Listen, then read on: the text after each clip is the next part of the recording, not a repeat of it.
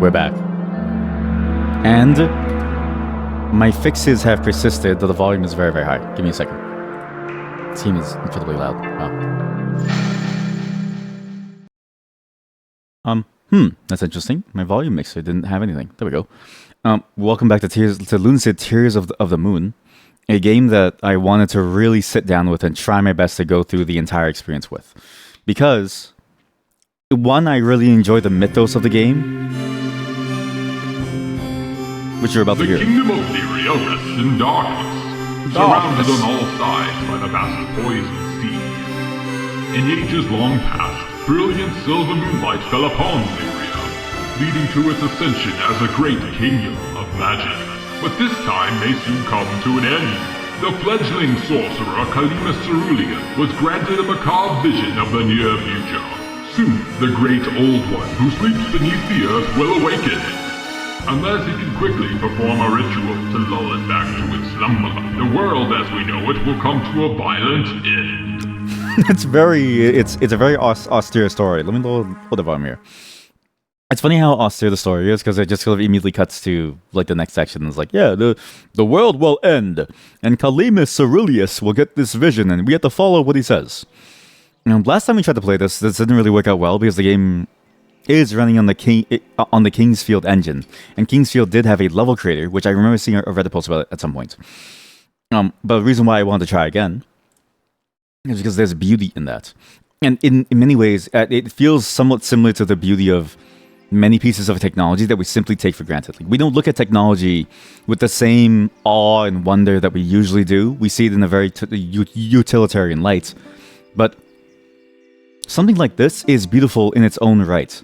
And purely because it is whatever this piece of technology is. And you may also notice too that my game, we're no longer at the end of section, or like at the first level as we were at last time. It's because this game, the save files are a little funny. Because of the game and how it is, apparently when they update the map, you can't like get an update procedure that updates you to the new version of the map, so you have to restart the game.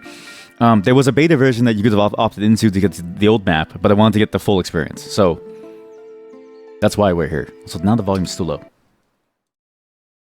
This is the thing with old games, is it's just sort of, or like old engines like this, it's all finicky, but again, there's an art to it and there's a beauty that I wanted to try and interface with, even if it was frustrating in its own way, because it is frustrating to have to play an old game that doesn't work in a modern system. You have to go through a million different hoops to make it work and at least view well, let's say, with like the right aspect ratio and in a way that doesn't change the resolution of your monitors. Because this game was made for like an 800 by 600 CRT monitor, right? But looking past that, and going beyond that, and viewing the game and respecting it for what it is, there's something here, and there's always been something here, because all of the Lunacid universe games, and really the entire, I forget his name, or like their name again, Akuma Kuma. Their whole discography has this like overarching mythos, but in general, I just love the way that they're able to draw you into this fantasy world and do world building, no matter how simple it is, right? Like it feels like they're holding a masterclass on how to do engaging world building with such simplistic canvases. It doesn't make sense. Hey, your shoulder looks like it's in pain. Ah, it's Joe. I forgot about Joe. Ah, hello, Calamus. Yes, the library is open to all. I have close access to the aqueduct. Joe. No, we can't risk any more bopping about the aqueduct. The magic seals, they keep it up, are much too fragile. Joe. No, Calamus, I will not change my mind. Did I say this last time too, that I was surprised that his name was Joe? Because fantasy names are kind of like...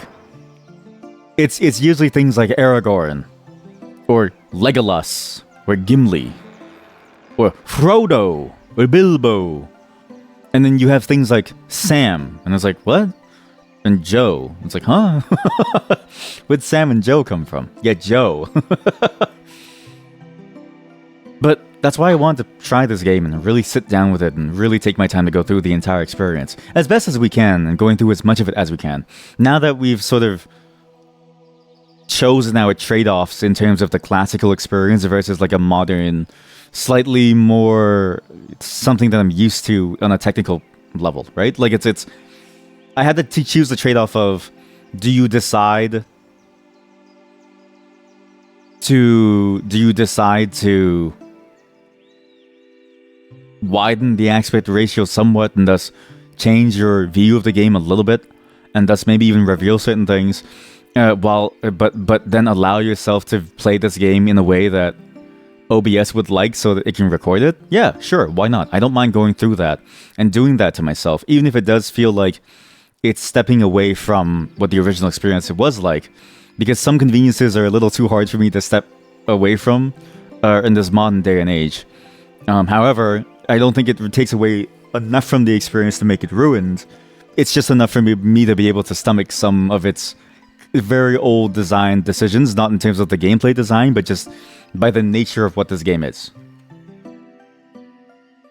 Hello, child. How do I look down? Okay, I don't have a numpad, so this is bad. I have no numpad, but that's how you look down. Okay, I can kind of move like this, but it's like a different mode. It's very roguelike in its construction. Hello, sir. Enjoying the library. I'm lucky Mr. Old Verrill still lets me sneak in here. He caught me sneaking into Yakaduk once. I had to bribe him with some chamomile tea. He loves the stuff, but it always puts him right to sleep. Books are really fascinating. Actually, maybe I shouldn't use this. Maybe don't use the numpad. It's a little wonky. Well, it's easier than anything else. So it's what's actually interesting about the numpad.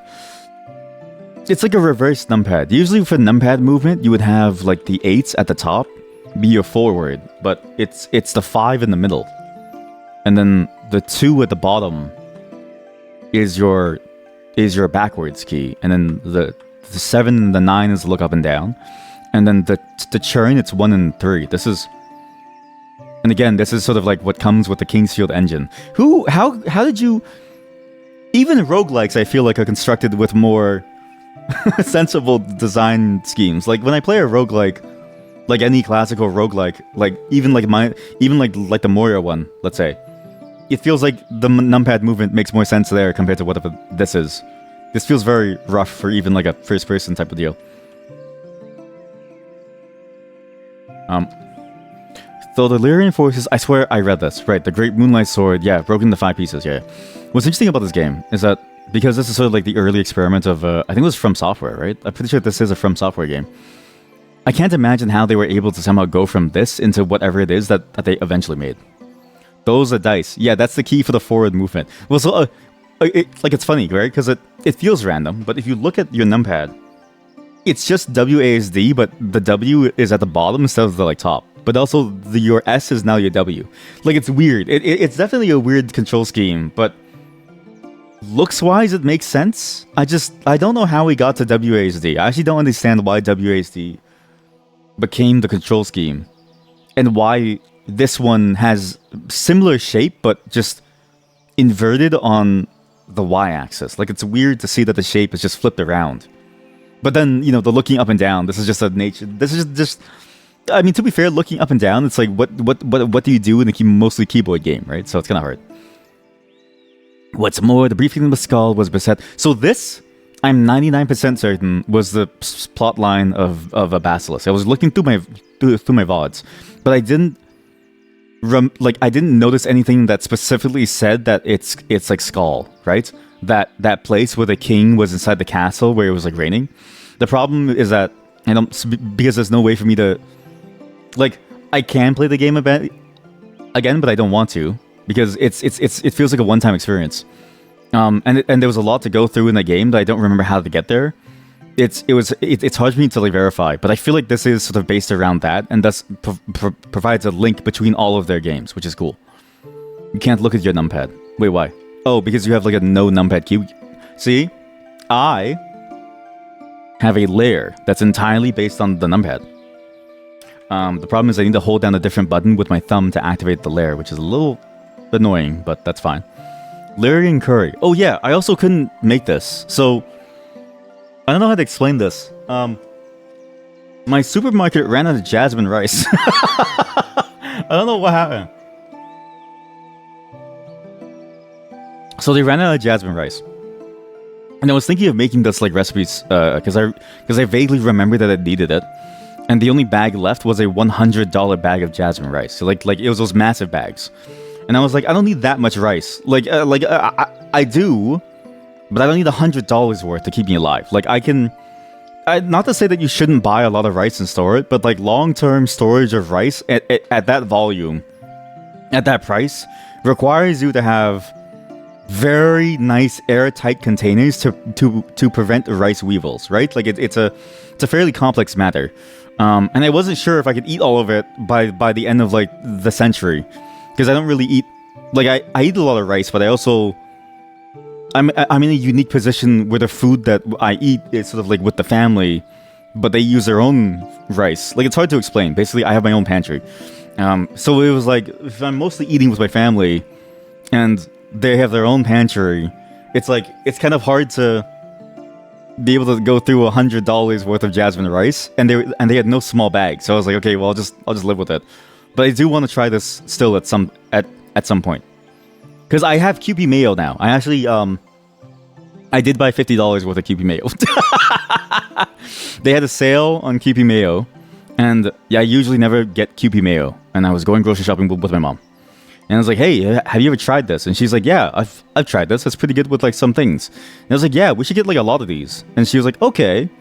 And then but when I say but my version of a lot is very different from her a lot, because she runs a business where she deals with this. So she bought like a whole couple $100 worth of QP mayo, and she's like, here, have like several bottles. And I was like, thanks. So now I have several bottles of QP mayo that I paid $50 for effectively by putting in my cut of the price, and the rest is being used for her business. So it's kind of funny to think that I have this much. Same thing with fish sauce.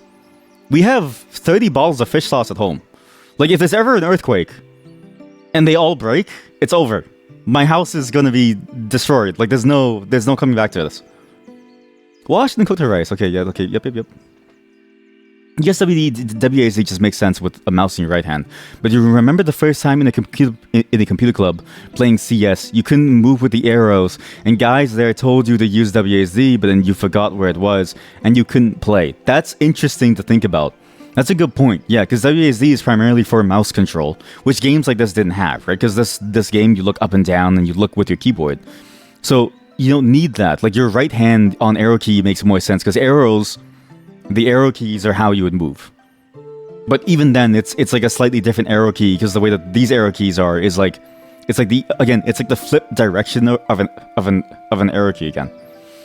But it is funny to think that there must have been some point where we had to teach people to use WASD, and it makes sense too, because I remember trying to teach my niece how to play games, because she wanted to get into Fortnite to play with her friends, and I had to teach her how to use WASD. And she's like, why don't we just use the arrow keys? And I'm like, honey, I don't make the rules. You're asking too many questions. Now quickly, drink your chug jug, you're going to die. It was me by my account. I think I read this too with the miasma.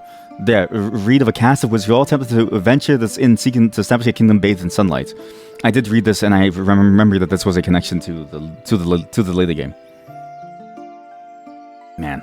The lore in this game. Again, there's just something about the storytelling and the world building that you just can't get anywhere else.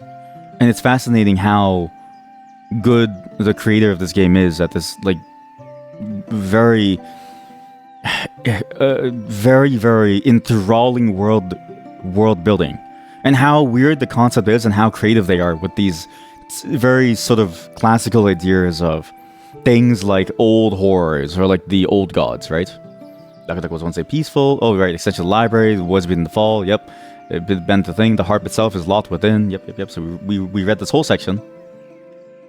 It's just a matter of us going through and getting back to where we were. So I'm gonna play off arrow keys now, because to move, you have to hold space to run.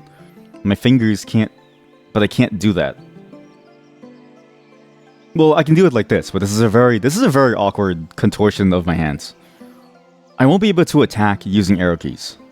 I mean, using the numpad. So maybe I should just get used to using the arrow keys now. You know what? I take it back. It is kind of like WASD. It's a bit weird, but the strafing keys relative to your WASD would be Q and E. Your look up and down would be 1 to 3. So like 1 and 3, when 1 would be to look down, 3 would be to look up, and 2 would be to reset your view. Can I rebind these? Like, is there a way to rebind these keys? Guides, game patches, Lyrian curry recipe guide. How to make Lyrian curry. Anyone know where I can get korma curry powder? Sorry, that's just something funny about that. How do I actually do the controls? Oh, I know. Doesn't Steam have its own control system where you get to like inject a whole different settings thing? Or is that only for controller? Or maybe, can I go to the files, game files? Is it something...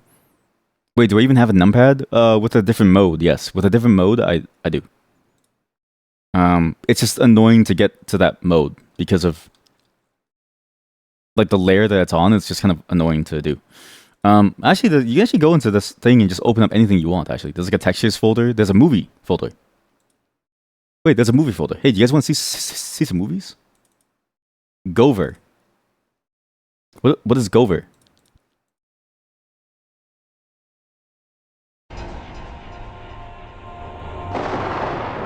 Ruin. What? Jover. Okay, we can't use Jover anymore. It's a bit cursed now. Is this spoilers? This might be spoilers. Calamus, it's not safe. Killamus. There is a moon beast. Moon beast, yeah.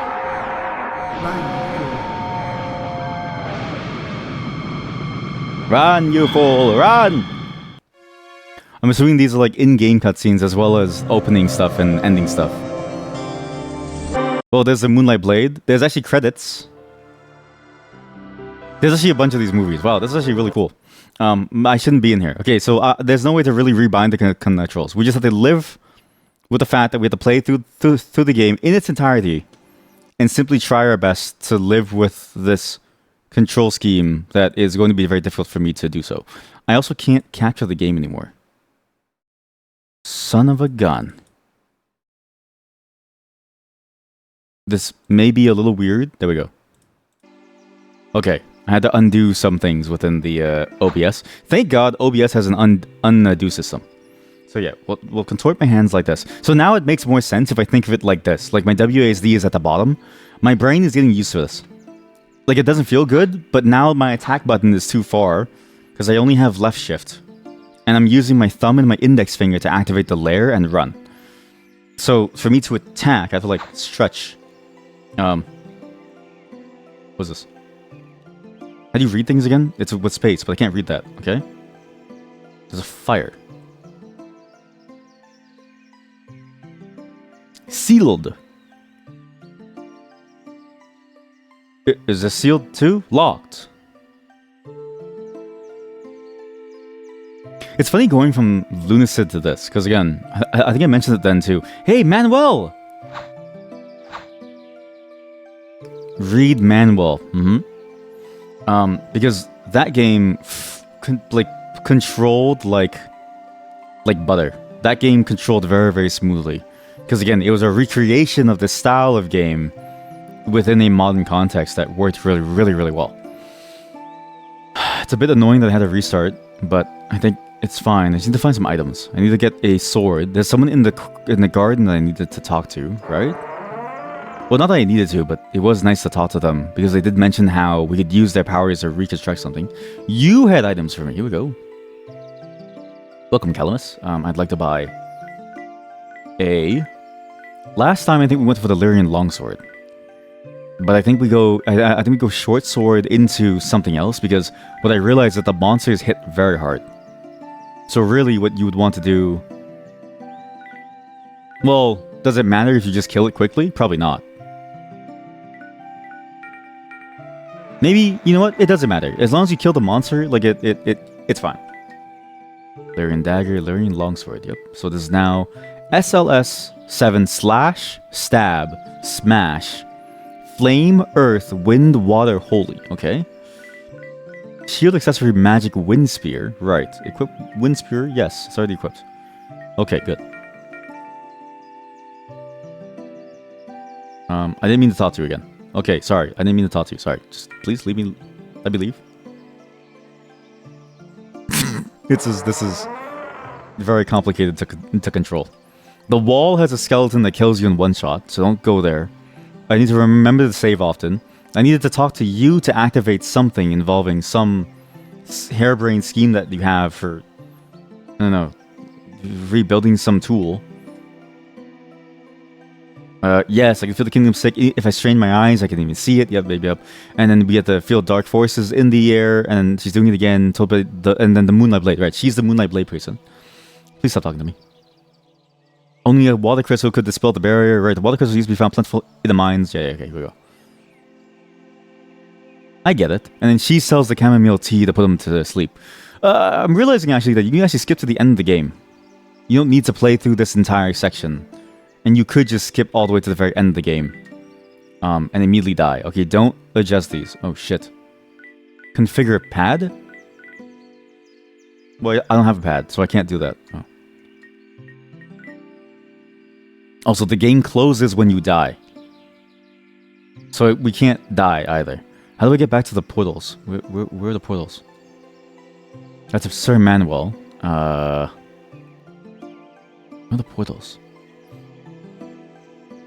I'm also curious, because we barely got to play the game last time, due to time constraints and the stuff, how far this game goes in terms of the secrets, too. Because Lunacid was chock full of secrets, and different ways that you could understand the world, and different things that you could find, and different things that you had to do to unlock certain aspects of the game. Even, like, just basic functionality, let's say. But primarily endings. I'm curious to see just how far this takes that concept. Because I remember within Lunacid, there was one interesting thing where you had to look at a pool of water for, like, several seconds for you to get some weird, cool ending. How do I get secrets in the game? I think you hit things, right? And it drops items, no? If I recall correctly, we went here to kill a bunch of snails. The mushrooms, right? The mushrooms. Okay, here we go. But now that I know how to strafe and look down, I actually do stuff now. And especially because I can strafe now, I can actually do a lot of damage. And the sword was a good choice. It's very strong. Can you imagine that this was the way that these games were played back then? But even then, it's strange how dated the whole thing feels. Because I actually was going to do a run of Kingsfield using the mouse mod, which, granted, would have simplified the game to the point where it no longer becomes a challenge, but it was something that I wanted to do because I wasn't sure whether or not I was going to be able to play this without going insane by controlling it like this. But this is just how these games were played back then. And people were just fine with this. And I wonder when it eventually evolved into what it is today. Mushroom Shoom, take it? Well, I'm trying to, but you won't let me. There we go. With, you know, stuff like mouse aim look and left click to swing and stuff.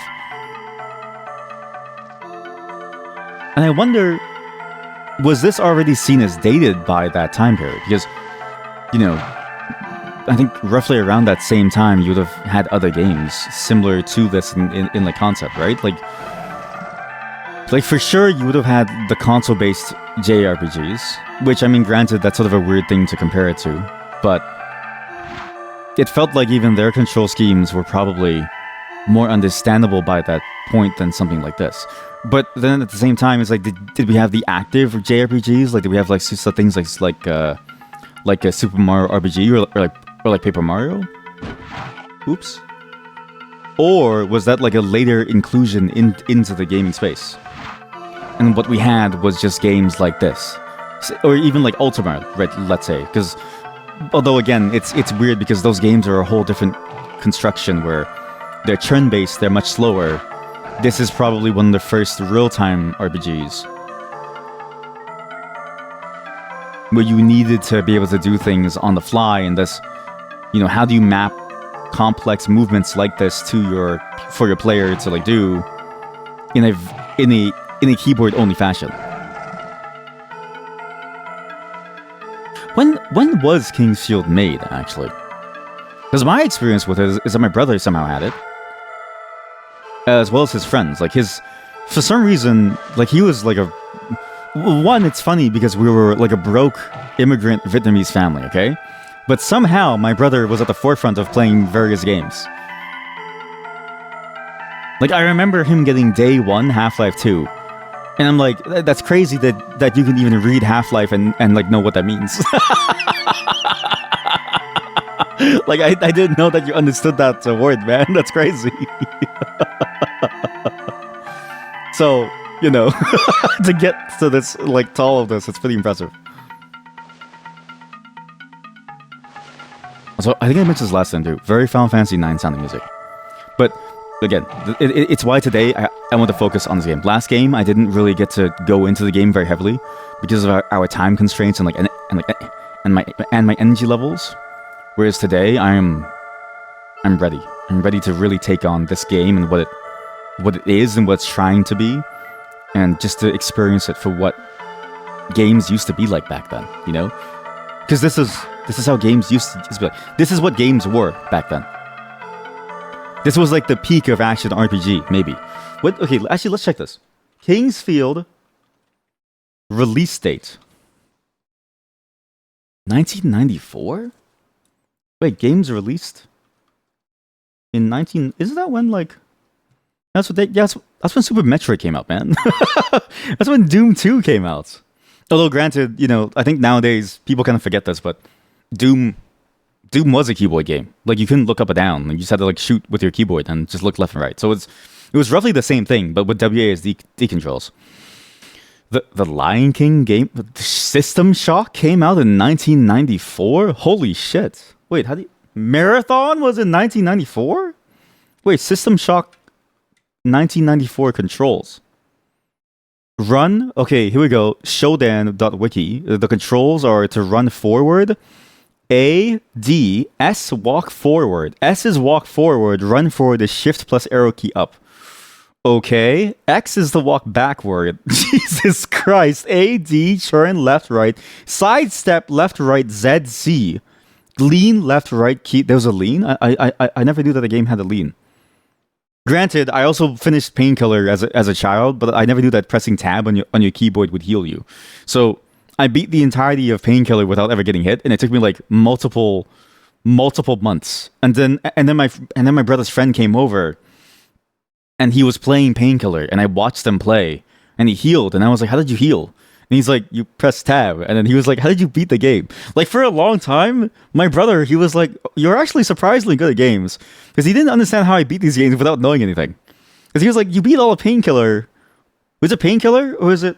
No, was Max Payne? Sorry, Max Payne, the crime, the like neo noir game. And he was like, how did you do that? How did you get as far as you did without ever actually like healing? You played games as a kid? Damn, we played with sticks and rocks. Okay, listen, look, it's my childhood. We didn't have much money, but we knew what to spend it on, and we spent it on a computer. But we didn't spend it on a full computer. We found the computer on the streets, and then we spent it on components to make it better.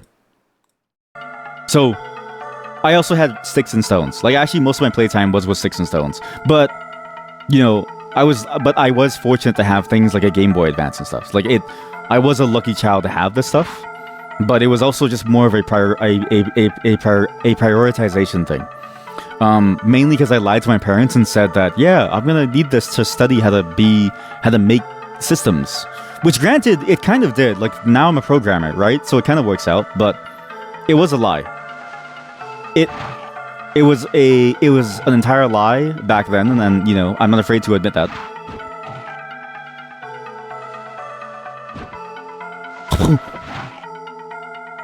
I should have killed the small one first. Oh, fuck. So, it worked out in the end, and they didn't know any better, and ultimately the result is the same, so it doesn't really matter.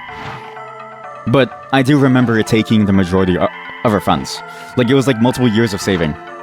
I would have the Game Boy when the Game Boy Advance came out, and the Game Boy would come from like a church group where it's like, it'd be like a used version, but then it's like not really used, but then they couldn't give it to us for free because like they were going to sell it. Stuff like that, like connections that would get us things. But yeah, it was very much a life full of lies, just to convince people that yes, I'm going to use this to help me learn how to program and stuff. Yes. It's like, okay, I guess I mean, if it really is going to help him, then sure, I'll give him to him. I'll give it to him for cheap. Because on the one hand, we went homeless at some point. On the other hand, I had a Game Boy Advance. So like, in terms of priority, it was actually funny.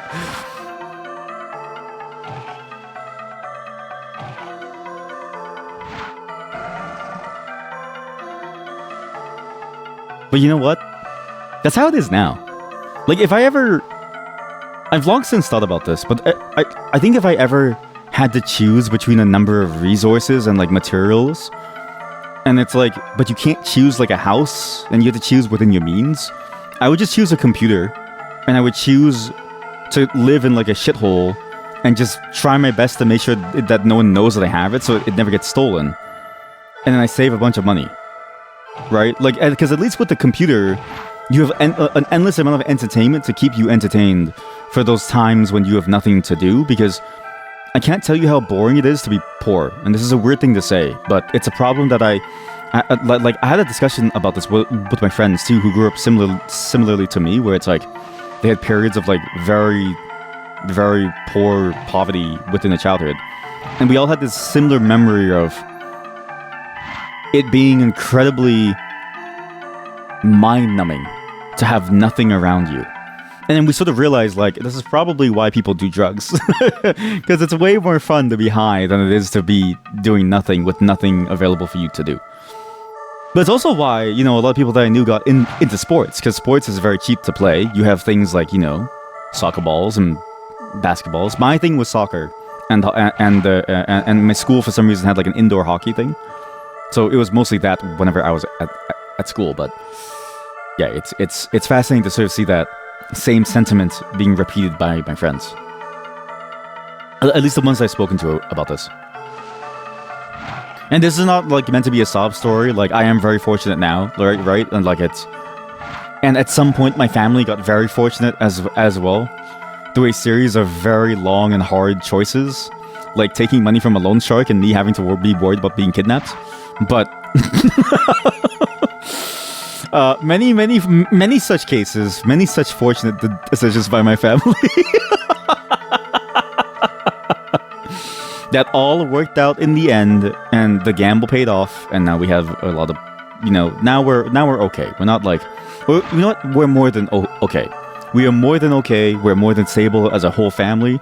Obviously, it takes effort to maintain that as a whole family, but like, we don't worry about this stuff anymore, and we're able to enjoy our lives, which is also good for my parents, because they've been working for this for like 40 years, you know what I mean? Like, immigrants with nothing to their name, no idea of what the world is, just being told, you can't go back home because of a war, so figure out a life here.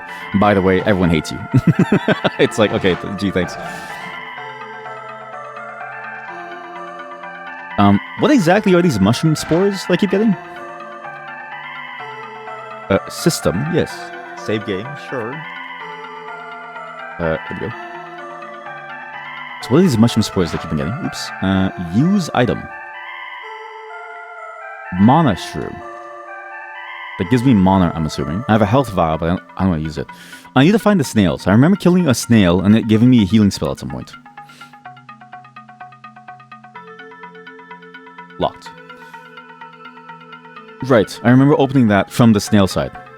And I think these monsters respawn. So this is going to be a problem.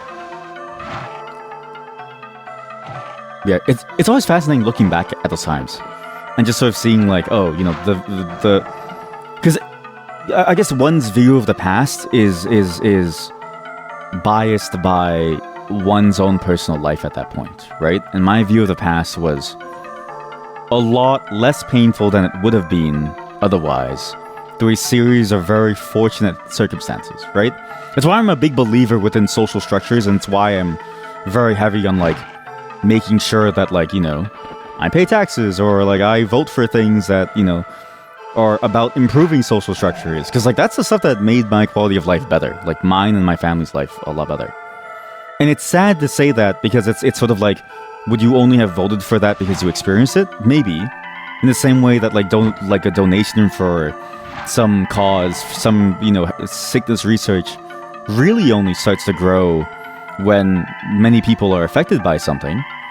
But at least it's something, right? At least it's something, right? I don't know. Is that like a good thing to say? I'm not sure. But yeah, that's why. It's and that's why viewing gaming through that lens too. It's like you have all these elements of like, what the old gameplay was like, but even someone's love and joy for this could be biased by whatever their life was. Like, this could be the only game that they've ever played, and so they go, why would you ever want any other control scheme? Like, maybe they'll never play Counter-Strike, and they'll never know what this could feel like. Shit. Don't aggro the mushroom. Oh shit. Oh fuck, it's gonna kill me. Oh shit, it's gonna kill me. Oh shit. But yeah, so it's fascinating to sort of play through this and sort of see and sort of imagine what the developer of this must have felt playing this, to the point where they made an entire series of games based around this concept, right? In Lunacid, in all these other types of things that they've done. And even story-wise, just sort of how much they've taken inspiration from the way that these games have told their stories in their weird, cryptic ways. And it's cool to see like a game lineage like this and see it grow over time. Because again, this is... I think this is a From Software game. Kingsfield? Yeah, it's a From Software game, which is now most well known for Elden Ring. Like, to see the contrast between this game and Elden Ring, it's very fascinating. And it works. It works well. Also, again, not to say that my childhood was like rough. Like, I think other people have had a very rough childhood compared to me. So I was lucky and fortunate. But I think I would be much more depressed as a child if I had to play this. not like this game in particular, but like this type of gameplay and game combined. I think I would be depressed playing Kingsfield. It's not the worst thing in the world, but man, you really can't get you can't go back from WASD and using your mouse to this. Like, it really is a whole different feeling. This is incredibly painful. It's very painful. But I seek to persevere to understand the art that this person is creating. Because again, what art are they creating with this? Why did they choose this? There's so many different reasons why they would have chosen this. Whether it's officially the reason is to just try it out and see if they could. And it's like a fun experiment, and then they release it for us to try. But there's also something beautiful about the fact that it's this old engine that sort of inspired all of their stuff. It's like, well, what did I say last time? Art versus consumer, right? I want to try my best to be a good consumer of this art, and I want to try to understand and see the joy that's there in this system. It's like the toilet. It's like the toilet. There's a beauty within this technology. We just don't see it because it's something that we sit on with our asses. Can I use the support magic? What's my max health? It's 81. Okay. I wonder if my class ever changes from Mage Fighter. This is one of the places I would go. Yes, in here. Another snail worm. Nothing inside. Also, I accidentally spoiled myself because when I checked out the guides to fix the games, well, not fix the game, but like to make the game run with the windowed woodless mode. One of the things that I did reveal is that there's a dragon that you might fight at some point. And that you can kill the dragon in 8 hits at level 1.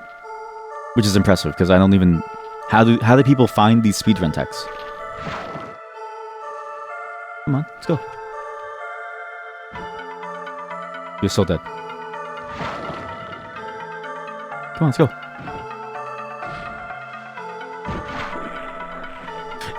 Doing that really makes me realize that, wait a minute. This is just this is a From Software game. That pattern of gameplay where I'm like, waiting for the enemy to make its move and figuring out when they're going to do their move and figuring out how to respond to their move.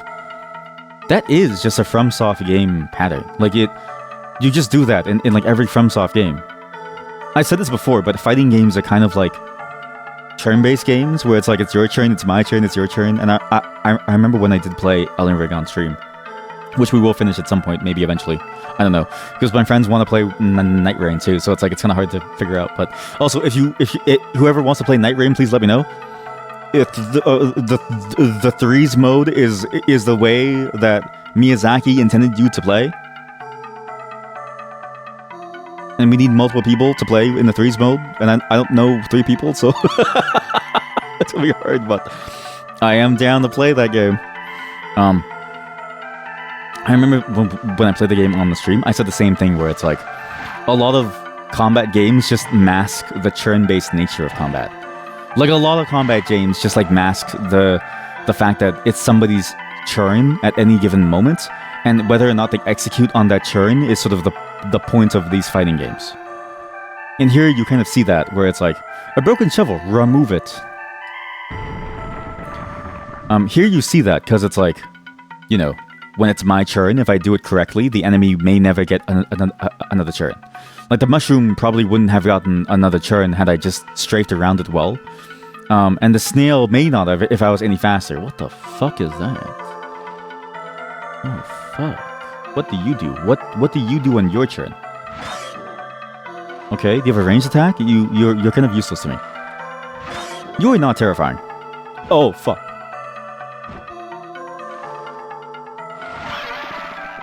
See? Turn-based game.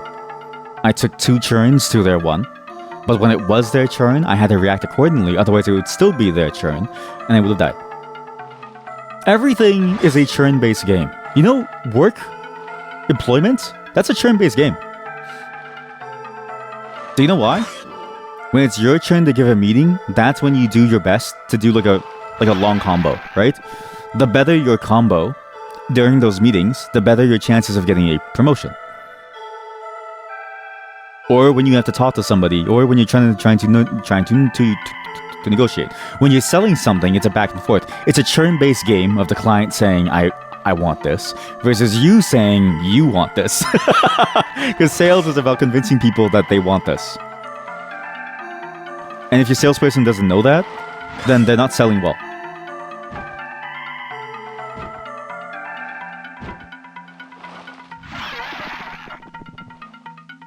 Much of life is turn-based. Conversation, if you boil it down to its most base aspects and you sort of ignore the fact that people have complex emotions, is a turn-based effort. Like, it's your turn to say something. Okay, it's my turn to say something. I've had to break out of that mindset myself and sort of recognize that, like, there's a lot more to the idea of talking to someone and, like, listening to someone than just active listening. Like, there is an effort that you need to place in there where you need to wholeheartedly understand how someone else is feeling and like saying things.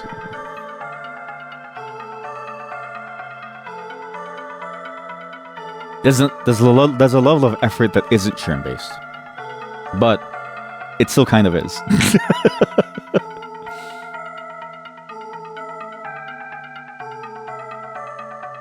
Except when you're having a quote-unquote conversation and it's somebody trying to tell you what they want you to do and feel. Like, hey, I'm gonna give you advice, but like I'm not really giving you advice, I'm just telling you things that you should do and feel. And you should just listen to me and do exactly what I do. That's a bad pattern of behavior that even I fall into many times. So that's not really a conversation so much as it is like you think you have a turn, but actually it's a cutscene battle. It's like the Final Fantasy Unalesca fight or something, or like the initial tutorial bridge fight. You can't ever actually die. At some point things just miss you. You think it's your turn, but really you're just there to keep the loop going. Oh, okay, that was a bad dodge. Yeah, I get the flow of this game. It's actually fun. It's more fun when you learn what the numpad does. Without the numpad, the game is a little difficult to play. But with the numpad, wow, it feels really good. And again, I was going to play this with the controller, but I wanted to feel what like a King's Field PC player would have felt like. Because again, Kingsfield was apparently like a PC game first, so to feel all this is fascinating. Give me a second. Okay. Yeah, knowing that this game was apparently, I think it was PC first or something. No, wait, no, it was PlayStation first, and then there were PC ports, I think. Or maybe only the dev tool was PC, and then they tested it on PC. I don't know. There was something about this game having like a specific PC mode or something. But this is what people used to feel like when they were playing this game. And I could play with the PlayStation controller, but I really wanted to see what it felt like for PC players of that time period, right? And it's fascinating to think that they've never really gotten better at PC controls, only marginally. Because I remember playing Elden Ring and thinking the aiming sucks. Or like, you know, the way that you move around and move the camera and look around sucks. Whereas like on controller, it's a whole different feeling. Maybe it's just hard. It's just hard to make controls, and we take it for granted how much collective testing game mechanics have gone through to get to the point where they feel good. Also, I'm actually pretty healthy. I'm actually not afraid at all. The healing spell is a little broken. It feels like a lot of power for very little risk. Still locked. Okay, what do I do here? I don't know. Are the hidden walls? What am I missing here? I came from that side, here. In this giant room, there's nothing.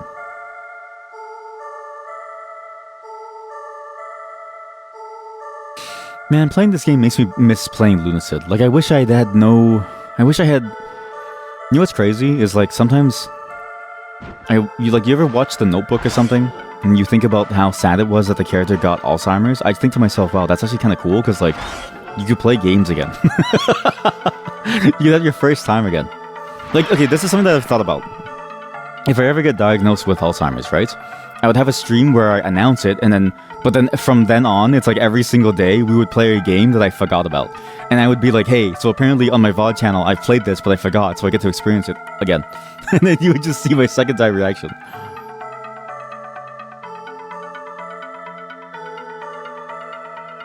I swear I've been here. Infinite fun, exactly. It's infinite fun up until you forget your name. And your loved ones. And your wife. And your family. Though forgetting your job might be kind of nice. Really, it depends on if you have social health. Like, you have a socialized health... If you have a socialized healthcare system, it's not that scary. No socialized healthcare system, you're gonna be on the streets for a while, buddy. So it goes. I'm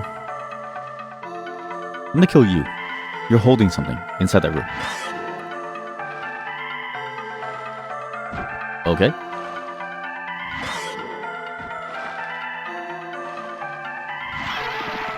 God. Yeah, I wish I could go back to Lunacid and play it again. God, you know what I mean? Because it's basically this, but with its own particular flair that you just can't get rid of. What? You've been looking into the magnetic switches that gamers are stoked about. What magnetic switches? Like for your keyboard? Oh my god, everyone's dead. They've been shroomified. I don't understand why this menu lags. Or like why it takes a while for me to consume things. What is a magnetic switch? Is it the same as a normal switch but with magnets? Seems to be dead. Okay, he was dead. He's dead now.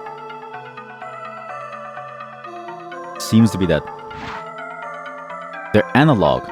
Playing DDO, Dragon's Dogma Online. Some of these rewards are so bad. LOL. A salad? Yeah.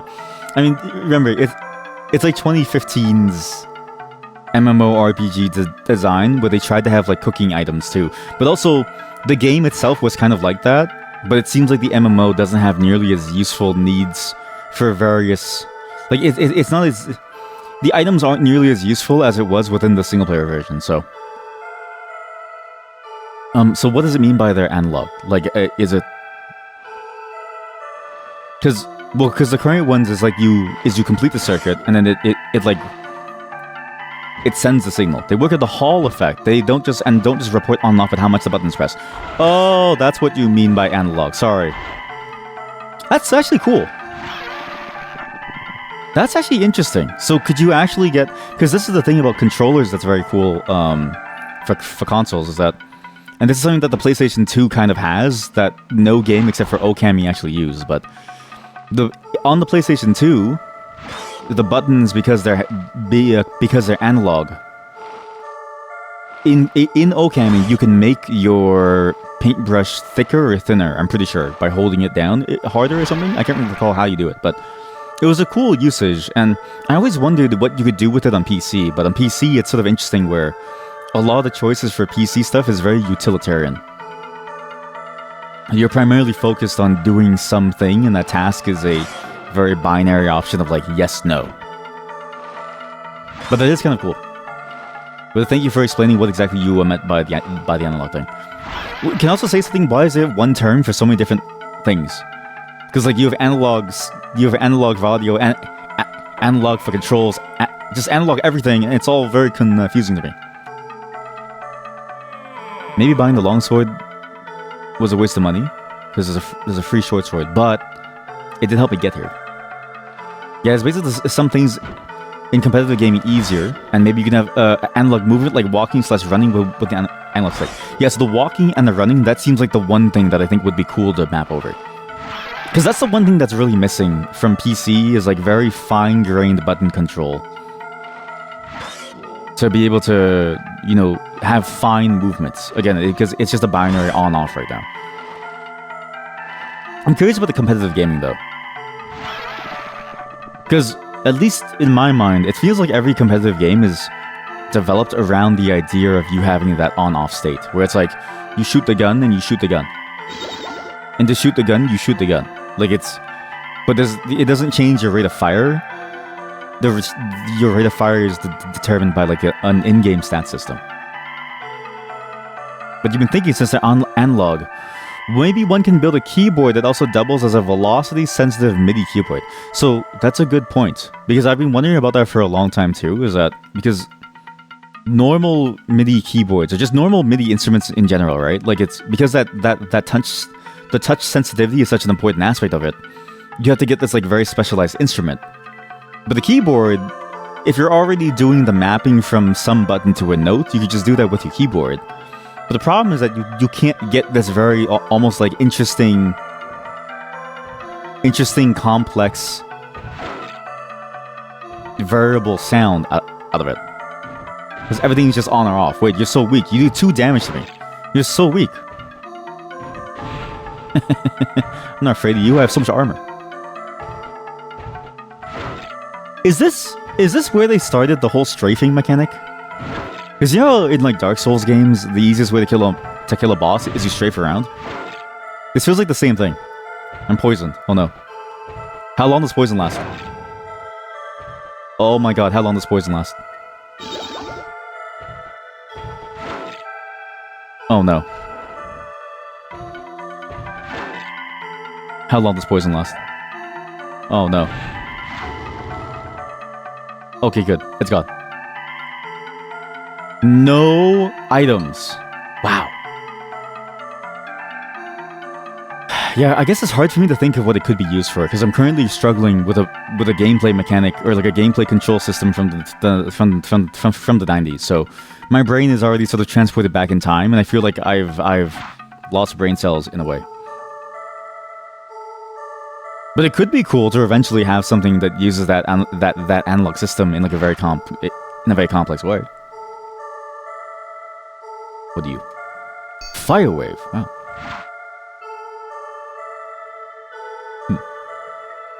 Cavern key. Yeah, take it. Thank you.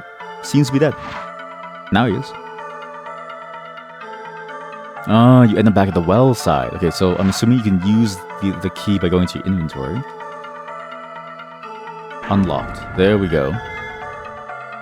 Interesting item choices too. I mean, it obviously makes sense because like that's how you used to use items back then. It wasn't automatic, but it's kind of interesting to sort of see that come back here.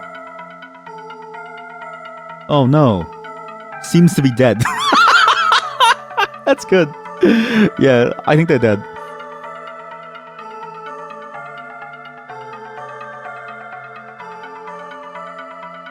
Watson. Watson, I do believe that they're dead. As Sherlock stares at the pile of bones. Oh, you're so right, Mr. Holmes.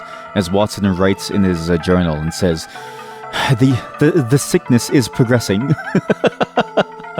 Soon he won't be of mind to do anything at some point. Watson, I think they've all withered away and died. Oh, you're so right, sir. It's day 237. He's forgotten what a person looks like. Soon he'll even forget my name. It's a miracle that he even remembers me. Apparently most usual MIDI keyboards just use 2 normal switches. Wait, really? And they just calculate the time difference of activation between them to get velocity. Wow. Yeah, that's interesting that they do that, because I would have expected them to use like a Hall effect switch. Or just something that would have a much... Did I just... poop? What the fuck was that? Oh, controls the cast spell, sorry. Controls the cast damage spell. Because it's like, you would expect it to be different, but at the same time, I guess it's... Why do the hard path when the easy path is roughly the same way and doesn't cost that much more, right? So, it makes sense. Some do use Hall effect switches. Oh. You saw some people make normal plus MIDI keyboards with normal binding switches, but they were either velocity insensitive, or they had to do some additional things to make it sensitive. That's pretty cool. It's always fascinating to sort of see people engineer this stuff out, because it's almost like it's a lot of effort to make it work. And it without like a creative mind, it's hard to imagine how to best leverage it. Or at least, maybe even a mind that's just doing something already in terms of some niche task, like, say, music. Like, who does music anymore, buddy? We have things like, what's that, that AI music creator. That was a joke. That was a joke. Please don't lab-ask me. That was a joke. I'm like, zombie. I don't like AIs. You play music in this day and age? Bro. I just load up my AI model, and I tell it, yeah, I want like dubstep, and it gives me dubstep. Imagine spending all of your time making stupid songs like a real normal person on like a real instrument. My computer can make any sound that it wants. Look, hey Siri, fart for me, baby. Hey Google, fart for me, baby. Hey Siri, fart for me. Yeah, fart for me. Make a nice farting noise. Make it sound really wet. You can't do that on a piano. Fucking freaks.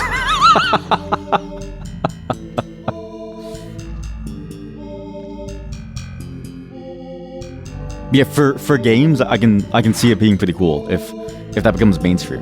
And actually, what's interesting is that technically Steam could support it. Like, there's nothing really stopping Steam from supporting such an analog thing. It's just you'd have to write some keyboard driver that could actually transmit that data over, and I don't think you'd be able to use it. I had a feeling that it was a sequel, but it's like, I wonder if you'd be able to send that information over as part of the normal key press, or would you have to send it as like a separate value, kind of like how joystick buttons are mapped to like joystick 0 to whatever number, right? And then you'd have to map it within like Steam input. But doing so, you could actually do some pretty cool stuff with it within games. It'd be laborious, maybe one time for a developer to set up, but you could support it. I said, hey Siri, and Google on your phone activates. See? I'm just ahead of the curve. On a comedy sense. This is real entertainment. You know what I mean? Do you understand what I'm getting at? This is real entertainment. This is like, this is analog streaming. I'm doing analog streaming, where you watch me, and then I activate things in your life. Like, look, do you want a job? Okay, done. See you at work tomorrow. Where? Figure it out. This is analog streaming. This is a whole new way of streaming. You just don't know it yet. None of you know it yet. You're wondering how exactly they work. You would just need to write a firmware and get a special motherboard chip, or if you could just do it with like software. Yeah, because I'm curious about that too. Because presumably everything expects like a normal keyboard press to have no additional value other than whatever the keyboard code is, right? Whatever the key code is, and then whatever your like layout is. But maybe you can send additional information, but then how much of that is extra, and then how do you communicate with other things like Steam to get it to recognize that? Can you use weapons that are over your level in Dragon's Dogma Online? I tried, no. So nothing over your level in DDO, you have to get to the right level. I tried that too because I saw a weapon that gave me a lot of attack damage, and I was like, I really want this, but no. You must suffer the consequences of fighting and trying to survive in this game piece by piece slowly. Wow, free shield. Yeah, okay. Can I just use a shield? Hands, shield. Do I just get to always have a shield? Sure. So longsword and shield is usable. That's interesting that you can do that. Let me open the manual file, which is a PDF file. Or is it a text file? I can't remember, but I'm going to need to open this manual. Is there a block button? Game manual.pdf. And I showed this last time. Pause, back, cast, accept, attack. I don't think there's a block button. I think everything about the shield is more of a stat boost than anything else. You think the way it helps in competitive game is that it makes alternating between two buttons easier. For example, when you spam left, right, and CS, with normal switches, you need a very good timing to perform it well because of the way it works. But with Magnite switches, it's very easy. Oh, I see what you mean. Because there's like more... You can get out of that state very quickly. Whereas like to activate the state, you can just set a very low threshold. And then it's very easy for you to like switch between them. But then at the same time, there's that risk because... Whenever you play those games, you tend to rest your fingers on the buttons. And I don't know about you, but for my keyboard, sometimes you'll see me walk left or right off a cliff. It's because I rest my fingers, and my switches are so light that when I press down, that if I rest it and I don't really pay attention to it, I accidentally press the button. So what I think would happen is if you switch everyone's keyboards to the magnetic switches, you'd see people like peeking with their op from B main, and they would step outside into the middle of the lane, and then the enemy team wouldn't be able to react because they would also be like strafing for no reason, and their accuracy would be thrown off. Like it would be more of a shit show, I think. I see your point of how it could be easier, but I feel like it'd be almost more difficult to train your muscle memory and to train your and fatigue-wise be more painful to keep your fingers up in the air to not accidentally trigger the very like low threshold state. Who is here? Nothing inside. Well, yeah, it's a grave. Nothing inside. Nothing inside. Nothing inside. Nothing inside. Isn't this the graveyard level within Lunacid that we saw? I swear this is a graveyard level. Or maybe, you know what? Maybe it's not, because where we went to in Lunacid was like the dungeons. But at the same time, it was built over the ruins of the castle, no? So it could be. It's hard to remember what the game was. Like, it's been so long since I played it. That game was a masterpiece. Nothing inside. Nothing inside. Well, of course there's nothing in the side. He's out here. He left his grave. Grandpa, get back in your grave. You can make it to send the input when you change the direction of the press. On a normal keyboard, you need to unpress it until the threshold and press it again. You know what? That's a good point, yeah, because then you could just do it based on the way it's going up and down. Like, a difference of value. Because then the directionality is based on how much whether it's increased or decreased from previous frame. But then is it... You know what? I'm not going to doubt the science. Because you know what? I was going to say how accurate is the Hall effect, but I'm like, I don't know science. Like, I don't know what the fuck that is. It's like the insane clown posse, you know? Like, magnets, how the fuck do they work? I don't know. Maybe it's really accurate and it just works, and there's no need to care about, if it jitters by like 0.1 or something. It just works. The Hall effect works. Magnets.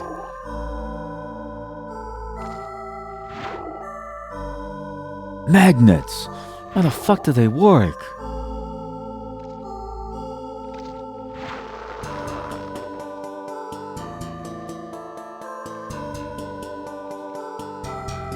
I hear movement. I really shouldn't be killing everyone. Yeah, something resistance of the magnetic field probably. Okay, but then you get into a funny situation where you know how like pro gamers they'll have like heat packs for their fingers and stuff, right? What I imagine somebody could do is you could have a sabotage where somebody leaves like a small little like magnet on your table.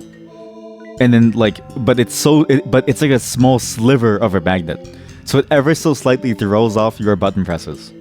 But you can't see it because it's like a shard of metal. It's basically invisible to your eyes. RGB LED lights would disappear overnight because there'd be too much interference from them to be able to play the game well. There's another cave down there. What the fuck? Mirage revealed. Oh shit.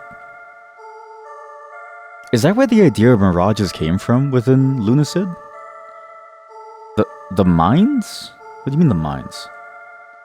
Isn't this whole place the mines? Didn't I come from the mines? Oh, it's this room with the rail. Oh. So where's this?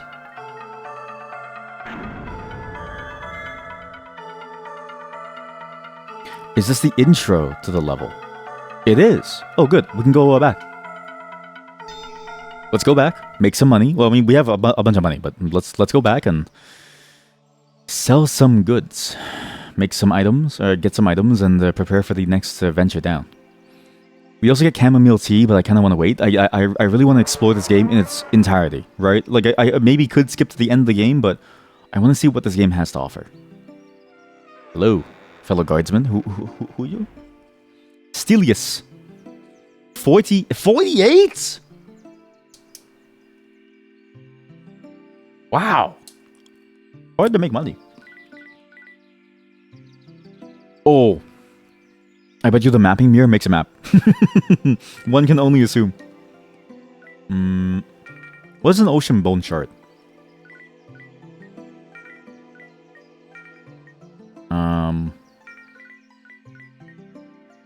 No. Shard of moonlight. Use notes? Soon the moonlight beast will be awake for the ritual. I'll need to gather the moonlight blade and a ring imbued with the power of poison fog. Right. Use the highest altar. Yeah, lull the beast to sleep. What exactly is a moon bone shard?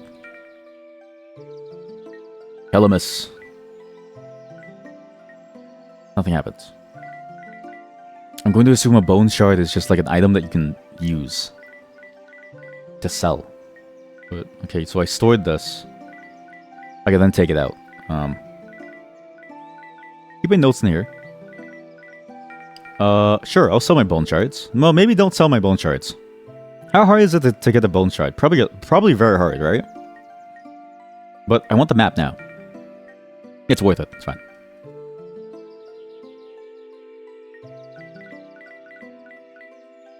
Because see, look, he sells them back for me, to me for more expensive. I just buy it later. It doesn't matter. Tornado spell. That was the one thing that I did really enjoy about Lunacid, was that using the spells in different ways could help you open up different passageways, which I thought was really cool. Okay, it's not an accessory. Use item. Yo. Oh no, it's another cryptic language puzzle on the right side over there. And then there's another cryptic sigil puzzle on the shield. I don't know if I want to do that anymore. I'm too old for this shit. Even in Lunacid, it was very difficult to try to get a handle on what everything is. Can I kill the skeleton now, or is it gonna kill me again? Volume warning, by the way. The skeleton last time blew our ears out.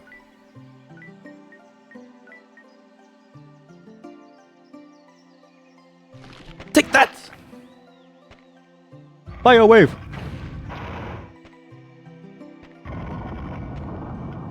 Fire wave! Fire wave! What?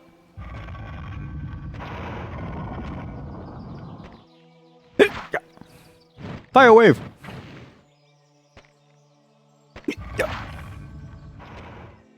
Do you die? I don't know if you die. Are they gonna care that I summoned a skeleton from the depths of hell to come out here? Yo! It was worth it. Oh my god, where'd she kill him? Height shield. Yes! I knew it'd be worth it. I knew it'd be worth it. Okay, so now I have a better shield even, which is really good. I can sell my old shield, and this one gives me a ton more defense, I'm assuming. 4 slashing, 3 stab, 2 smash? That's pretty good. Now, is this the only secret zone? So this is... There's a whole garden side to the right of it. You see how there's a whole passageway? I think that's the passageway down to wherever you would have to go for the aqueducts. On the bottom left, where the appendix is, there's like a weird appendix zone. The 3 portals are understandable. And then that room that was locked up there with some key, we had to go through that. At the top, right above me, my dot, there's probably stuff inside there too. Okay, there's a lot to do, but we'll figure out these secrets as we go. Maybe I can boost the volume some more. Maybe the volume could be a bit higher now. Maybe it's fine to... Maybe it's gonna be okay and we won't lose our eardrums. I say, in preparation for when it gets worse. Also, again, a reminder to anyone who is playing DD Online, please let me know your username so I'll add you. I will be playing some tonight off stream, or maybe we'll do it on stream, I'm not really sure, but I usually don't want to talk when I'm playing games. Streaming and talking at the same time is a very different, laborious task. Obviously, it's an easy thing to do, but it's still more laborious than just playing a game, so... Ideally, I play it by myself.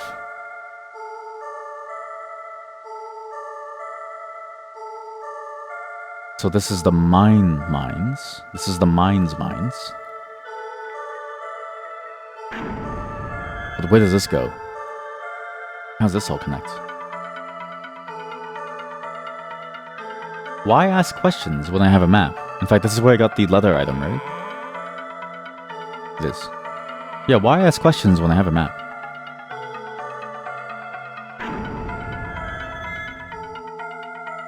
Where does this lead to? So... See, there's different words. There's different words in every single map. Is that the same number of letters as abandoned mines? A-B-A-N-D-O-N-E-D M-I-N, and it's missing... It's not a space.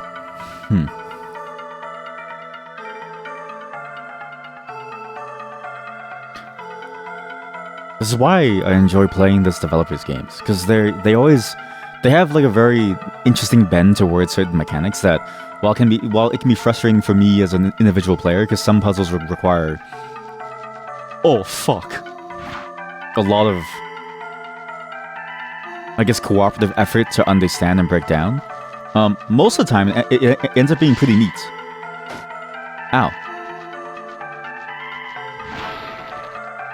Because it's fun to decode things, right? It's at a core baseline, it's fun to decode secret messages and see what secret someone has hidden in the plain sight for you. Even if it can be annoying to the point where you need to have very obscure clues to go through, like in Lunacid, but I don't know if that's like a construction issue or if that's just an issue with the thing itself. Similar to how like that was it Bastos 2000. That game is mostly solvable by simply playing the game, but I still can't figure out if some things require community effort. Like the ability to figure out the special error room or something. I don't know. It's just like... It's hard to know when it's like a construction problem or when it's a matter of the game mechanic itself, but overall, it's still fun. It's like playing Animal Well, and you see the various puzzles, and you see... I mean, spoilers, but... And you eventually see the puzzle involving the pictograph, and you realize you can't even solve that.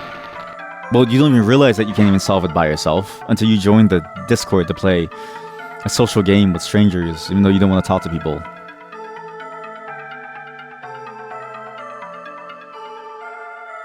I just want a game for the antisocial person. Or the asocial. I'm not sure which. I just want a game that's like there for the asocial. You know? I don't want to talk to people, man. I don't want to like... No, it sounds contradictory given what I'm doing here, but... Talking on stream is like... You're at my house. Okay, this is a weird thing to say, but... Talking on stream is like you're my buddy from school, and you're at my house, and we're playing the same game together side by side. Like, you're just watching me play the game, and we're talking about the game, and we're shooting the shit about life, too. Like, you might say, hey, my mother died, and I go, dude, it's your turn. You know what I mean? Like, it's... There's a certain flow to that you don't get from joining a Discord and talking to strangers about things. I don't know, it just feels different. Hey, man, it's your turn to play... Hey, man, it's your turn to play Bionic Commando... rearmed. My mother died, man. That's why I'm here. Okay, well, dude, listen. We have to get to the boss, okay? Your mom would have liked to see this boss.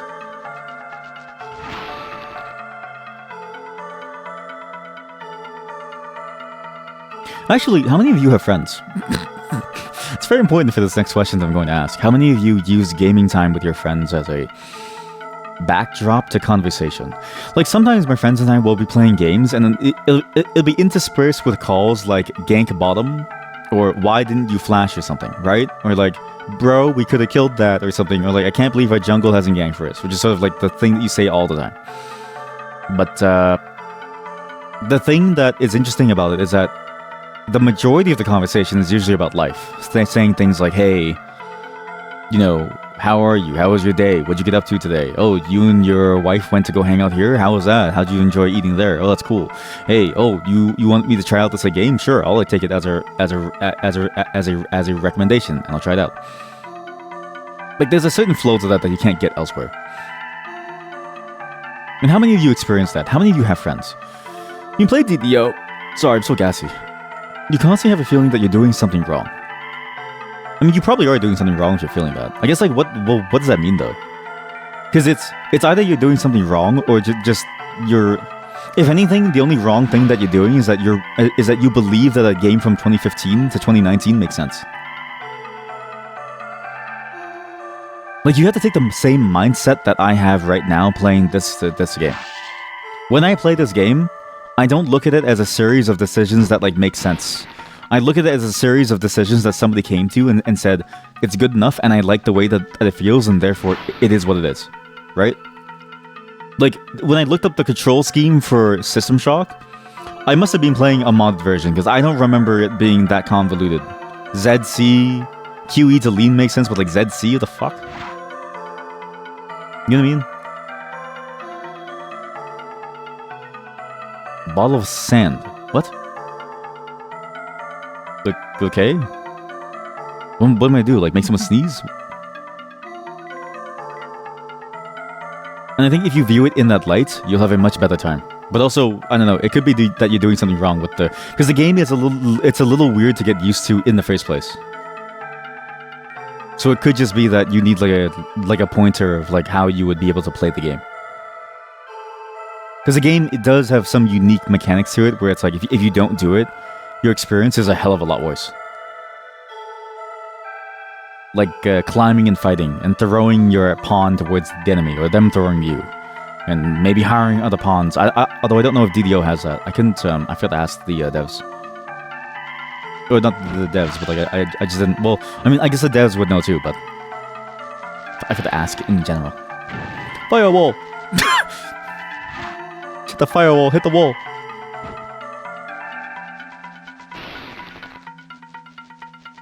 But yeah. When in doubt, is the game wrong or are you wrong? You're probably wrong. Despite my best efforts to gaslight the game.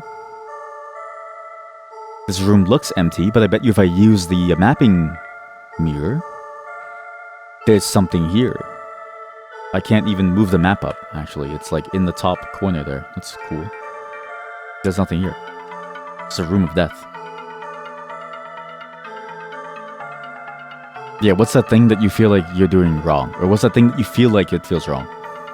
Because again, it is a clunky old game. Like, it is a very clunky old game. But at the same time, its gameplay loop is also just very unique to where, even though it's clunky, it just has a weird, different demand of you as a player. He gave me the gloves, I think, right? Yeah, he seems to be dead. Yeah. Where does this go? This leads into this room. I don't even know where I am anymore. This leads into this room. This is the beginning. Yeah, this is the beginning area. Went here. Went here. This mapping mirror is a really handy tool. I had to go left. Left and then up is something there. Okay, so left here and then up.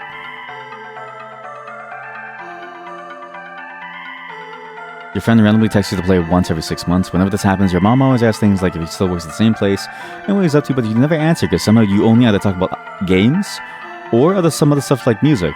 And she's like, huh? I mean, that's the thing that I've heard. It's sort of the meme of, you know, dudes don't know their friends, or like people don't know their friends. Because there is something interesting about the fact that, like, with me and my friends, it takes a lot of effort to remember to ask them about their lives.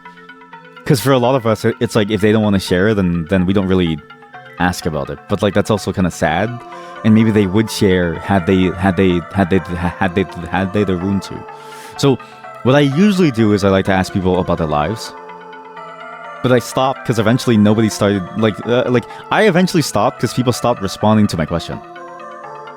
And then my other friend, God bless his soul, has been trying to bring that back because he asked about their day too. And he's been keeping it up, so kudos to him.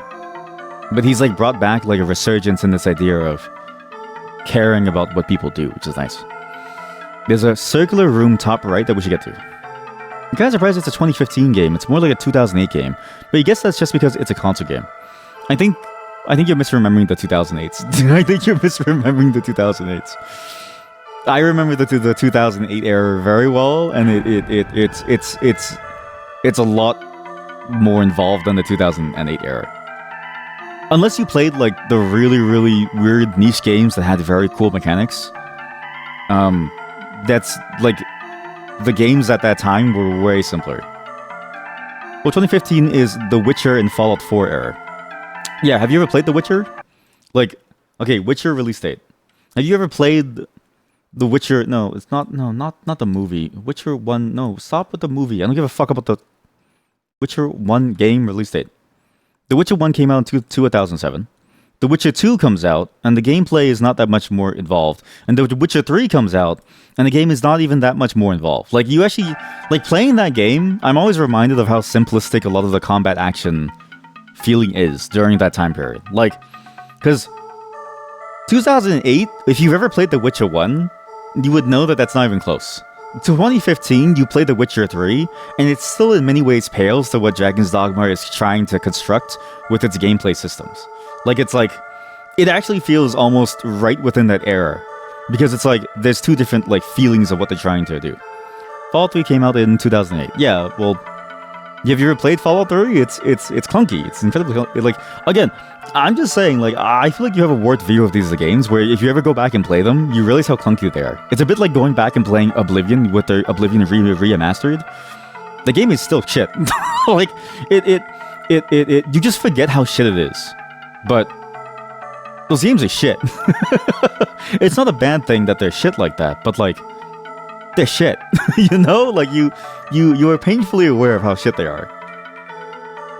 And you were painfully aware of like how even 2015 was a mixed bag of like various gameplay systems. Because Fallout 4, if you play it, it's just Fallout 3 with a slightly prettier coat, Cult of Paint, but the gunplay shooting is a little bit more bearable, but it's still frustrating to play with.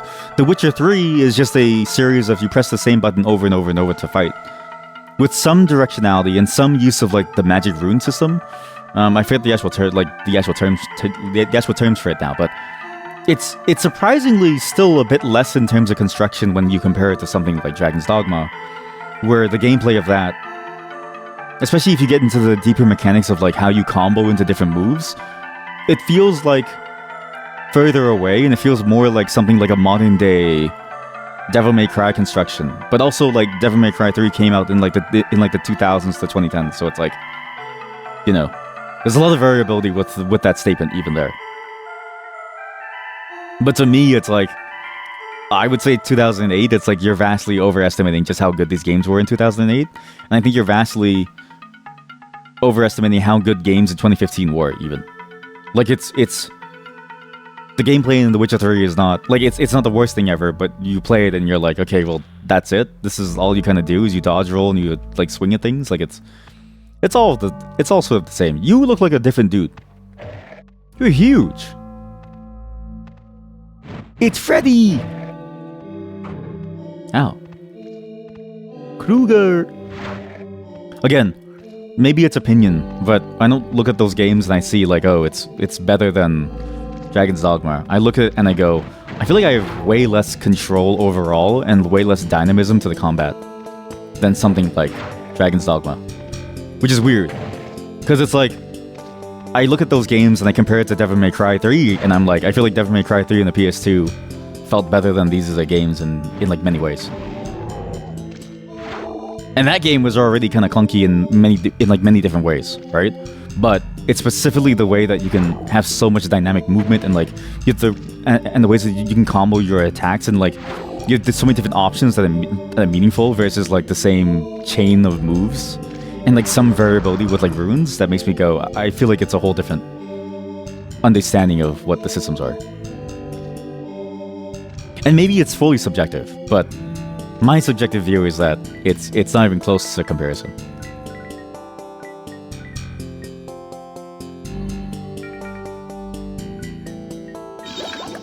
Let's go inside this door, right? I think that's something here. But I can't remember what. I've never been here. Oh good, this is new. Voice and the typical male friendship thing is also a language barrier, so somehow despite Russian being your first language, you can feel the language barrier almost physically when talking to your mom, and others because you can't use words and concepts that you usually use in English. I think it's even worse when topics are not technical, like life feelings, etc. Yeah, that is true. I feel that same way with my own mother language too, where it's like, I'm just very used to speaking in English, where when I'm trying to construct some feeling, or some sentence to impart some feeling, it's really hard for me to do so because I don't have the same capabilities within my own mother tongue. Okay, secret rooms show off the map. Okay, this is good to know. Read this first. Crystal shard. What? Nothing inside. Do you know, for instance, in Dragon's Dogma 1, do you know that you're able to like grab enemies? And do you know how to like juggle enemies within the air and sort of like deal with the status effects? And maybe it's because you're playing fighter, but maybe it's worth trying out the other classes to see how they feel like. Like, even Alchemist, for instance, feels like there's a lot of different ways that you can maneuver enemies around and toss them around. That feels more interesting in my mind than just than a not necessarily simple, but like than the standard fighter combo, right? The Greatsword. So I know the Greatsword was pretty fun too. I've heard it's like a very fun class to play. The rogue class, I don't know. There's opinions of it being fun, but because it is like button mashy, it's like it's up to you if you find that fun. But that's probably closest in feeling to something like The Witcher 3. Again, not to say that The Witcher 3 is a bad game. Like it's a fine game. I almost wonder like how much of that, you know, feeling of these games being good has been sort of wiped from the memory.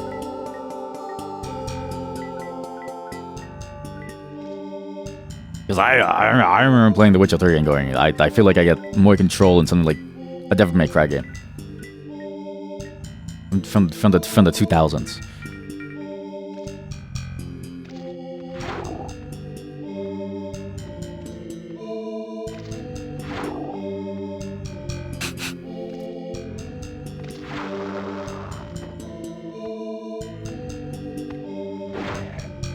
Man, it's crazy to think that this is what was the shit back then. It's crazy to think that we've actually come so far in terms of gameplay, that we have something that's like a real-time series of masterpieces. Kinda cool to see the evolution of gameplay now. Like, playing this is a nice trip down memory lane to remember just what it was like. It's the same feeling that I had playing the Oblivion Remastered, where I was like, oh cool, new revamped combat and parries, and I played and I'm like, it's the same. If anything, I'm now more aware of how terrible Oblivion was. It just doesn't feel right. It was my memories making it feel better than it really was. Like, it's impressive how playing that game made me realize how good Skyrim was as an upgrade in terms of the raw control system, even if it was less in terms of the RPG mechanics. Like, I didn't even remember that spellcasting was so simple, that magic was always available on the C button press, and I'm like, I don't know if this is... Like, remember how I played it, and I was like, is it really true that you can just cast spells constantly?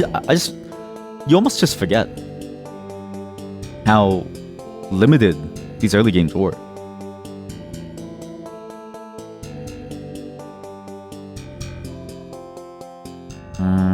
Okay, this is a weird hallway. Why did I want to go here?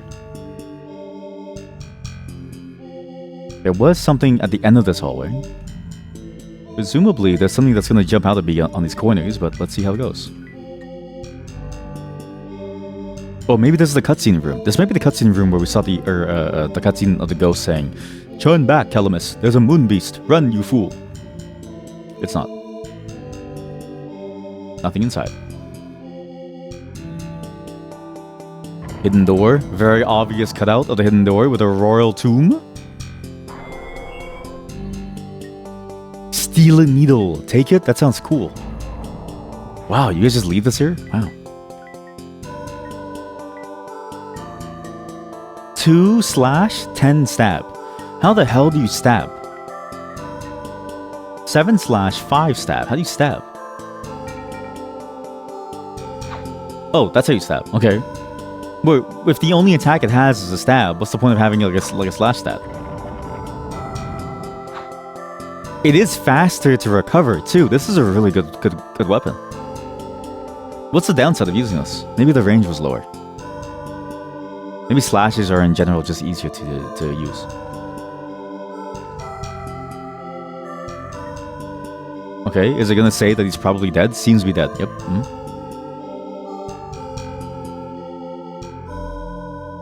Actually, yeah. The thing about DDO, try every single class. Just go to the training room, try every single one. I think sticking to a class is fine, but I think you have to stick to a class that you would definitely enjoy. What the fuck are these? Because that game seems very, very class dependent on what you eventually feel like in terms of your game experience. Because every class really does play differently in that game. But not even differently. It's like some classes just play like a whole different game even. Like, you know how when you played the Ranger and you were like, this feels like ass? It's because that it's like a whole different system almost to play that one class.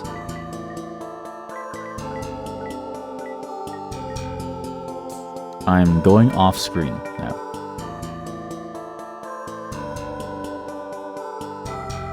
Were you the person who's gonna scream about the moon beast again? Inside the cutscene, or? Are you allowed to store items anywhere? Like, you're just allowed to put items away no matter where you are? Wind Sage Ozen. You were too late, Calamus. I know what you planned to do. I am taking the last water crystal with me to Latest Keep. You fucker. Nothing inside. What the hell? Why did you do...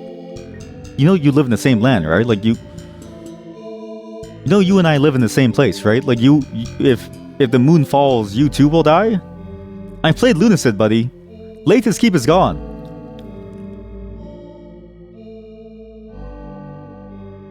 I always wonder about villains like that. It's hard to make a compelling villain, but it's always funny to see a villain that acts like that, because it doesn't really make much sense considering that you are now working against your own self-interest. Because it's not like you yourself can be immune to what's going to happen to you. You're going to suffer the same ultimate consequence of dying. And you've simply made it worse for yourself because you've taken away the only way for you and everyone else to be able to fight it off.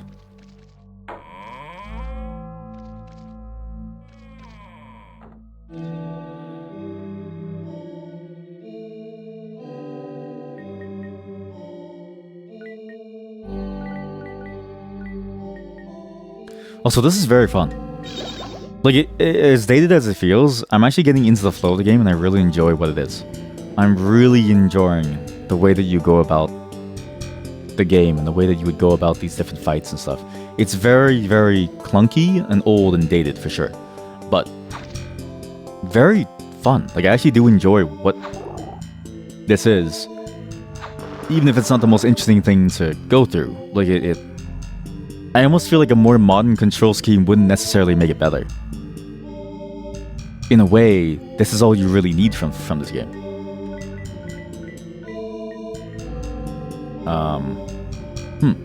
I can go left here to see a little cavern, but I think otherwise this is done.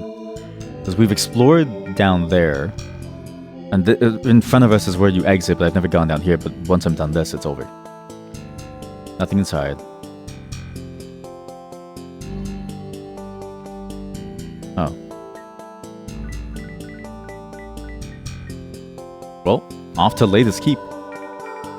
He took away the one thing that we could have used to maybe save all of us, and now we need to go to Latest Keep to get the whatchamacallit.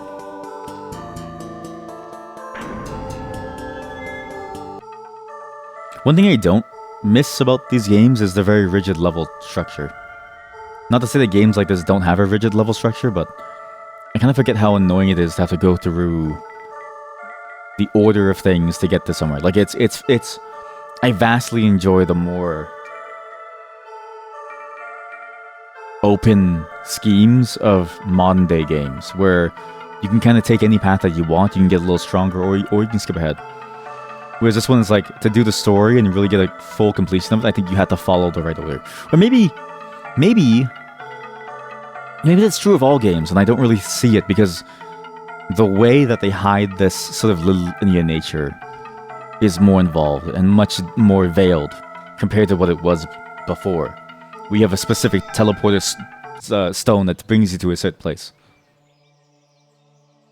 Also, does anyone want an update on what happened? Like, can I talk to people and be like, hey, we're shit out of luck? Or can I say something about this? Do I have any keys? Cavern key. There's no way, right?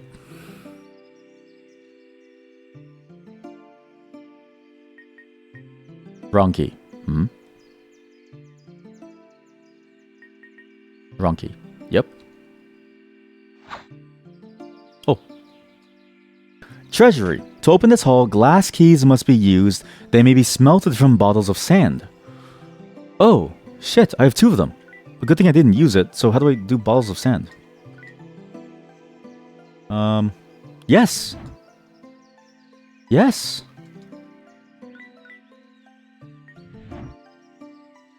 Oh, yes.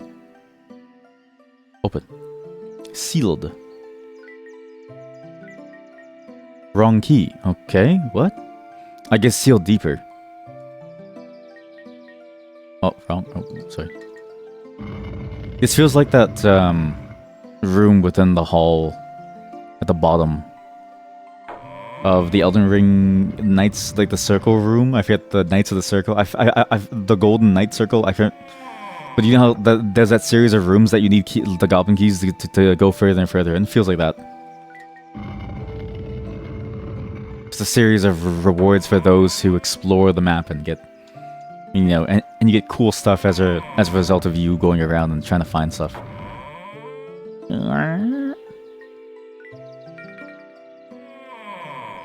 Which means that should be 2 more rooms, right? So 1, 2. There's 5 more vials of sand hidden throughout the next two maps. Okay, I get how this works. It's like finding a bonus key. That's actually a really cool system. But what was Kingsfield like? I remember playing some aspect. That's a stupid phrase. I remember playing one of the games a long time ago. But I don't remember anything about it now. And playing this, it's like, I don't even remember it feeling like this. Is this just a very advanced version of the game? Or was it really like this? Like, what was it like back then? Hello?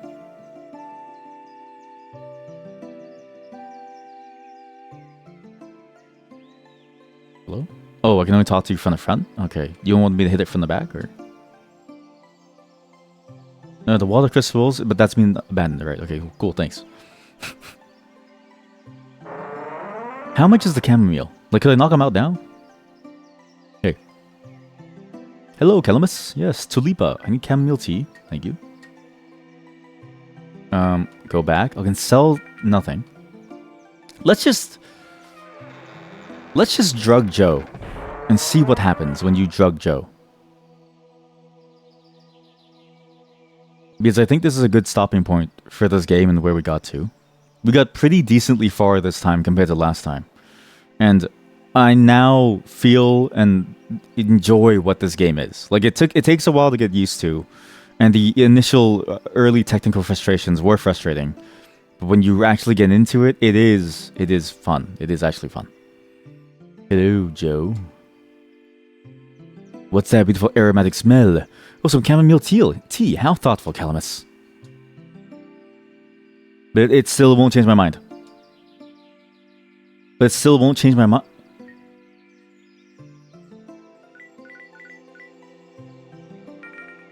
Can I poison you? Where's that kid? That kid lied to me. Yo. Dude. It didn't work, man. Oh, hey, those books are really fascinating. Oh, hey. We get him more tea. We spend our money all on a variety of lavish teas that he's never seen before. And we continually try to drug him until the point... until he falls asleep. And then we flip the switch to go down. Because I refuse to be held back from at least seeing that section of the game by the artificial barrier of having to wait and find a series of items, 5 moonlight shards to eventually go down there. You know what? Fuck it. I don't even want to try anymore. Would you just go down next level and then we save here and then we say it's done?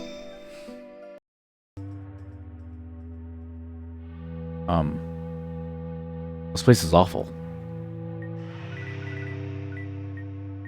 This place is terrible. Wow, this place is huge. And it has another cipher. Shit. What's funny is that it seems like people have already deciphered the ciphers on the map, because in the guides I did see something involving the map letters. So you could theoretically skip all of it by reading, but where's the fun in that, right? Magical barrier? This path is blocked by magic. Sodden caves. I wonder if there's a way to read that and use it as a cipher. Like, what is my baseline for the cipher, basically? Is that water? Oh. What heals me?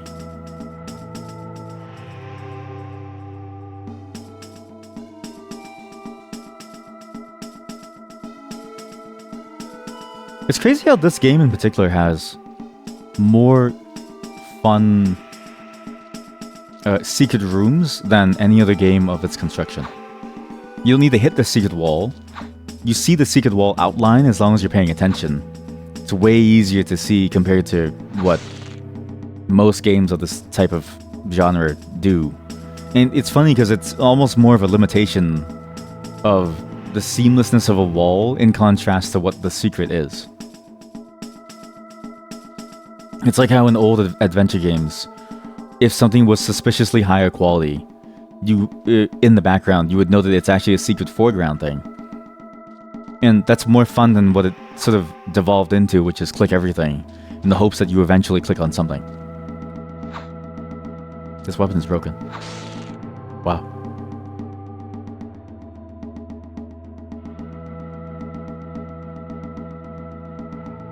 That's a shovel. As if to say there's something here in the ground. Sadly, I can't reach it. This is a body. Seems to be dead. The voice is on this side.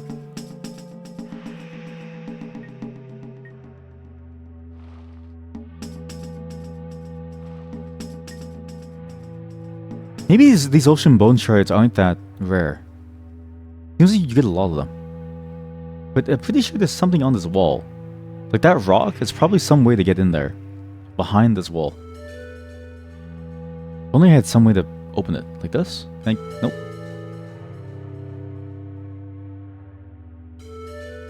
Oh, I wonder what other old games around this time felt like. Because this is like a almost unknown time to me. Because maybe my memories of playing games like System Shock are tainted. Because I remember playing the game with WASD. So it must have been some modded version, right? And I wonder how these other games must feel like to play today and how well they still hold up in terms of like raw gameplay. Story-wise and stuff, I'm sure they're fine, if not great, because of how, you know, stories kind of don't really age the same way as like gameplay mechanics. Well, maybe. Are you dodging? I can't tell. There we go.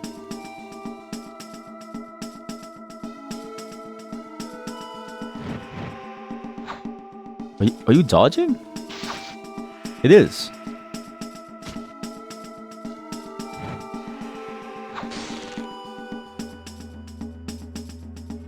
But I'd be curious to see if there's anything that's particularly noteworthy around then.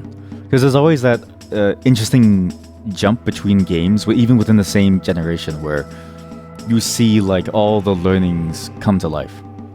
This is a weird example to use, but it's very similar and probably the most relatable to the millennials, of which I am a part of, as well as Gen Xers. But Final Fantasy IX to Final Fantasy X was almost historic, the way that felt. Like you play Final Fantasy IX, and the construction of the game is like really good. It's not like it's a bad game, right? Then you play Final Fantasy X, and you're like, what the fuck? There's voice acting. You don't have voice acting? Full cutscenes, like full 3D movements. On like, you know, roughly like just a year later on a whole different console, but it's crazy how much growth that there was. And you like see how much effort was put in, and you're like, damn, this is what it could have been like. I wonder which game was like that during this era. It's not this. It's definitely not Kingsfield.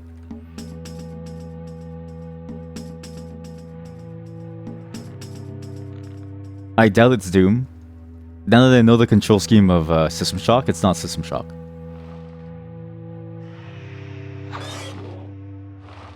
Maybe it's Gothic. maybe Gothic was the hottest shit back then. When did the first Gothic release, actually? Because if we have 3D now, when did Super Mario 64 release, actually? Because that game still feels modern. It's actually crazy. Ow.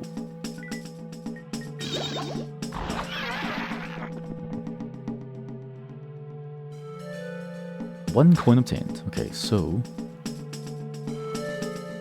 these levels are starting to feel very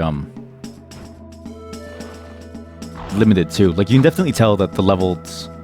It's not even the game's fault. It's just I think the capabilities. It's like it's not nearly as interesting because you have less options to play with, and it's just kind of like large fields of emptiness, which does fit the vibe of the game. Like it does fit the feeling of what this game is trying to probably go for in terms of like the weird horror-esque thing. How come there's like a hole in its neck? But it's so simplistic so as to feel mind-numbing to go through.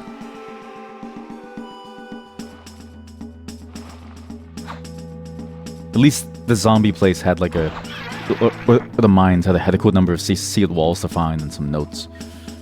This one feels like a very, very, very mind-numbing space to be in.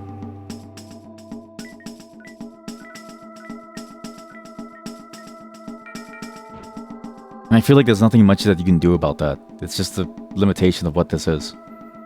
You have walls and you can make tiles and that's about it. Like there's not really... You can't do cool platforming elements, which is sort of strange, but I enjoyed the platforming elements in Lunacid, especially the ways that it was used for the various puzzles. and the things that you could find by what the fuck was that? Something dropped. Oh, I used fireball back then, or firewall. I also enjoyed the fact that there was like different things that you could do besides just fetch questing. Like there was different ways to activate certain elements of a map. Like as much as I hated the Blood Moon thing, you can't deny that it's a sick way of playing a game. Not sick as in you're sick in the head, but like sick as in sick nasty. And you miss that when you're playing this, because you're very acutely aware of how, again, just how simplistic the whole construct is. It's like how early Doom maps, like it's like Doom, not to say that the game is boring, but like sometimes I watch people play it and like, I almost wonder to myself, how can you stand to play that game now when the mods sort of have shown how much fun you'd have with it if you just take whatever tools that were there and you just apply it in a really advanced way. It has to be nostalgia on the some level, right? Of whatchamacallit? Not the boots. Oops, it was the Greaves gauntlets. Here we go.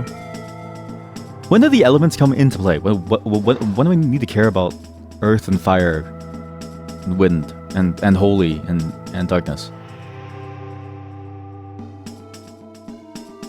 Actually, as a mod, as a game, maybe the base game had that in like Kingsfield, but maybe this game built off the engine doesn't have anything involving those stats because it doesn't matter.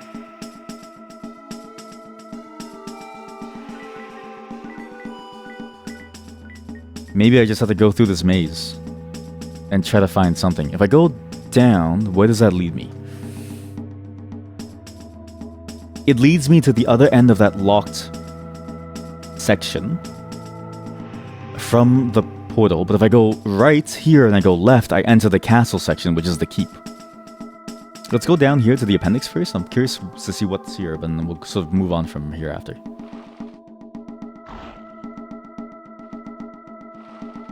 And actually, I might be able to finish this game in one day. It doesn't seem like the levels are necessarily that complex. You don't need to really kill enemies, it just seems like you can run past most of them.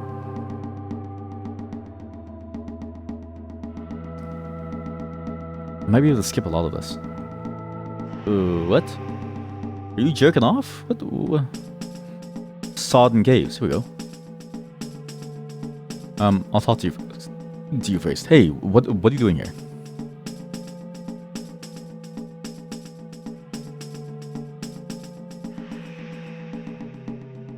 Hello, young fellow. I don't see many travelers around here, you know. Especially since those wind sages put up all those damn barriers. You have to be a member of the royal guard to pass them. Or at least have the amulet of one like I do. Ho ho! Okay, can you give me the amulet? Oh, you want mine? Well, I don't really need much anyhow. But maybe you do a little quest for me in favor? Sure. What do you want me to do?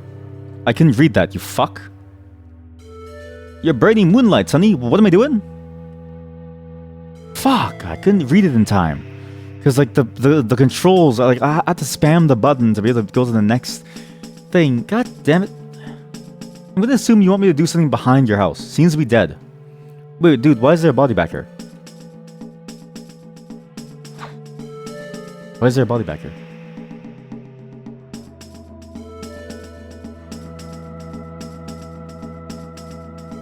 Maybe I can just kill him. Can I just kill you?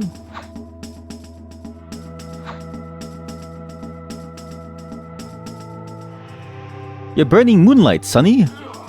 How dare you! Ah! I don't know what this quest was, but why do a quest when you just kill an old man for his thing? And he had a dead body behind his home, so clearly he's an evil dude. Very clearly he was evil. I know an evil person when I see them. In the bones. Better to kill them to deal with the problem than to have them come back later and stab you in the back. Seems to be dead. Oh, she's fucking dead, alright. Wait, can I kill anybody in the game? Why don't I just kill Joe? Why don't I just kill Joe? Nothing inside. Nothing inside. Nothing inside. Nothing inside. Yeah, why don't I just kill Joe? Oh shit, skeleton warrior. Huh? Wind slicer. Magic learn, nothing inside.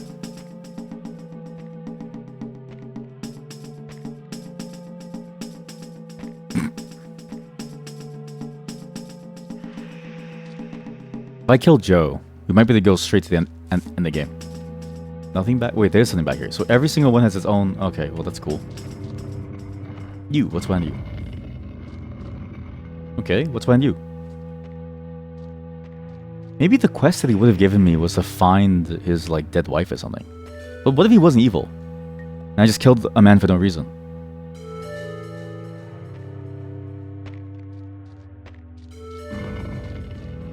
It's not for me to figure out. This door leads back into the main room. This one goes over here. So what the fuck was that? Oh, tree. Ocean bone shard. So where does this lead to? This is the beginning of the game, I think. Right? Yes, this was that room. Okay, so this was that room. Okay, so I'm gonna go back to where it was now. Go back to where I killed the old man. Yeah, because this is the very beginning. Yeah, okay, so... Well, actually, I can go outside and do something here. There's actually a barrier over here that I can open. And where does this lead?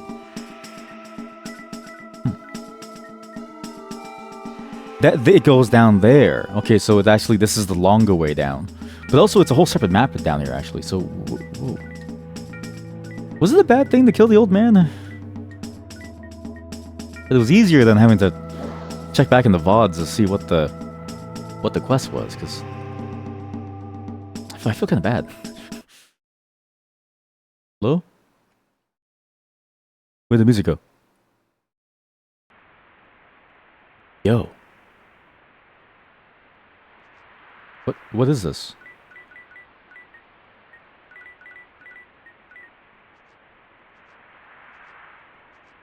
Wow.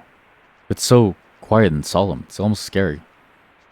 No, well, it is scary. It's like it's terrifying. That spider looks like it has a smile. Ow. You fuck.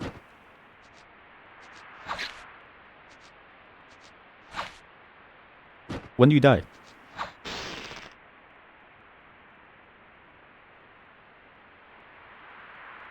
Where is this? And why is it so quiet?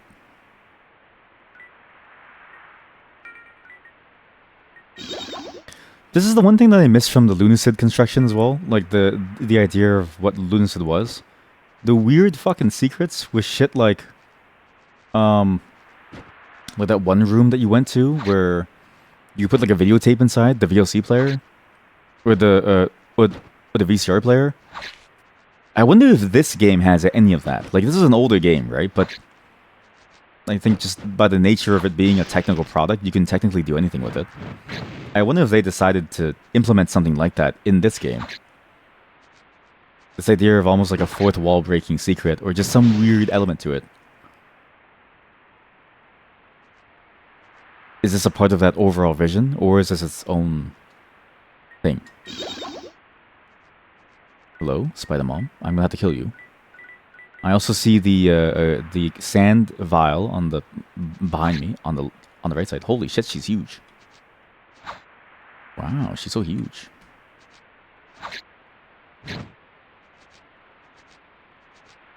Whoa, whoa, whoa, whoa, whoa, whoa.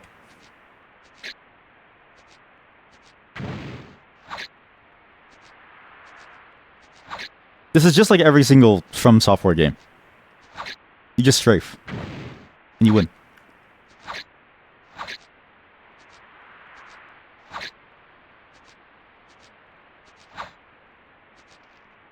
Please die. Why is she so tanky? Please die. This is...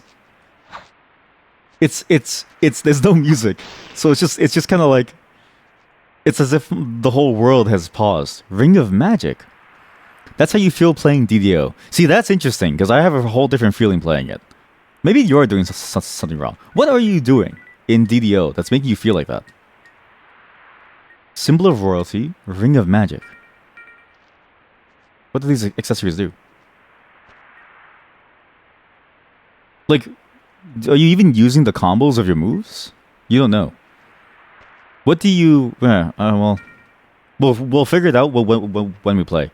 But it almost sounds to me like you're just missing the combos of your class or something.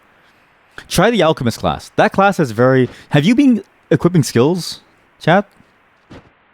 Do you know that there are skills for you to equip? That could be a reason why. Ring of Magic. What's this thing used for?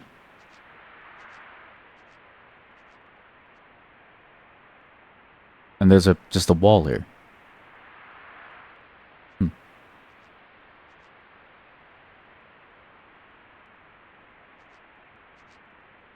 Did you know, for instance, that your starting skill is available?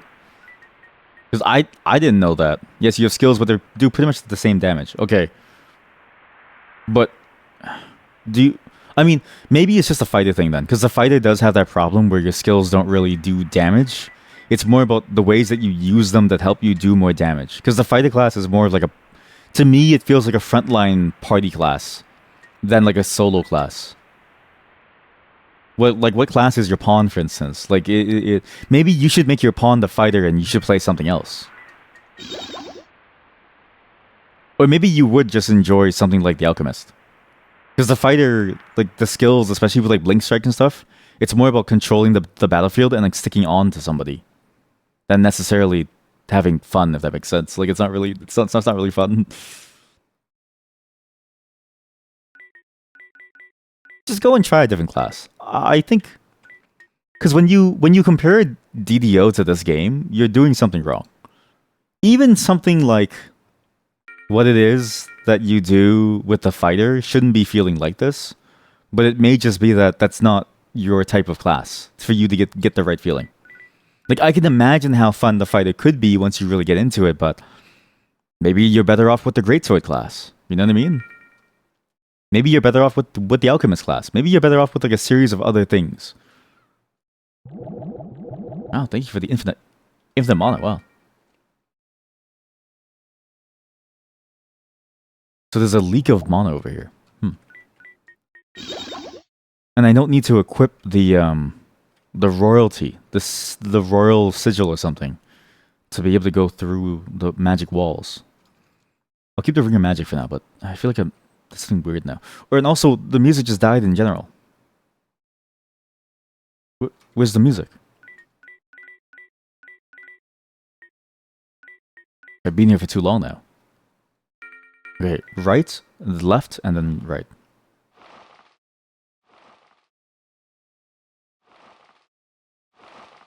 You might even like the healing classes, because they play very differently. What the fuck?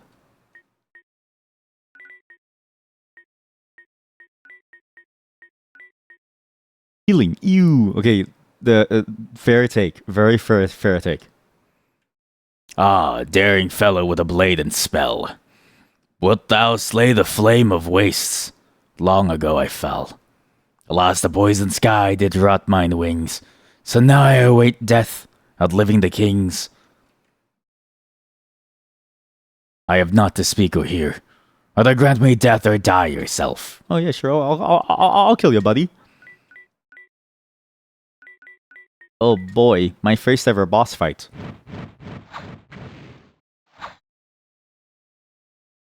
I have not to hear. Either grant me death or die yourself.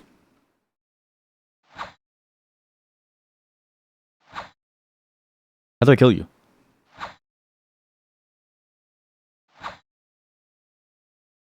How do I kill you?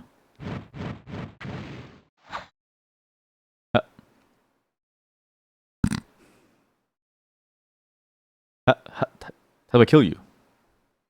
So maybe the endgame boss is not a dragon. Maybe this is what that guide meant by a dragon. How would you like to die?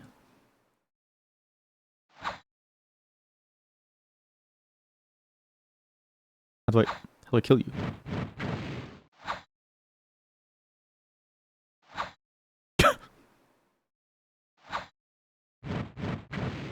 Is he even taking damage?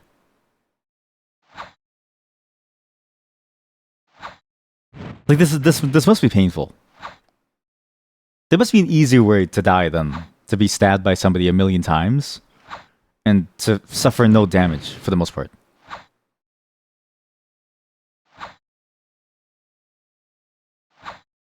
Or is it like Lunacid where you need the exact construction, like sorry, some exact build to like kill something? Like you need some item to be able to pierce through its like hidden values of some defense. How long can you just stay here doing this? I'm gonna look up the. Do I look this up? No, just play the game. I really want to kill him. Should I? Because I'm worried that there is no special item that you need, and that you just have to get to a high level, and I don't want to do that. The dragon drops one of the best swords, but killing it normally will take you over an hour of swinging. You can come back with a triple fang or the moonlight sword at a high level to kill the dragon, but by then, that's the problem, right? Because I don't want to do that and wait to come back at a high level. Fuck it. I'll figure it out. Whatever. Fuck it. I'll come back later. But 1 hour? I'll do it off stream. We'll finish this map. We'll call it a day. I'll do it off stream. I'll get the sword. I'll swing at them for like 1 hour straight. And when we come back, you'll see me with a really cool sword. What is that noise? Music. Is it a guard? What the fuck is going on? Hello, guard. A great moon beast got in. Save Ozen. He died. There's a moon beast inside. He died? Seems to be dead. I see. I can hear the beast. Ozen, the Wind Sage, the guy who stole the crystal from me? The fool. Should have never stolen it from me in the first place, man. This is what I'm trying to, like, save. This is what I was trying to stop in the first place.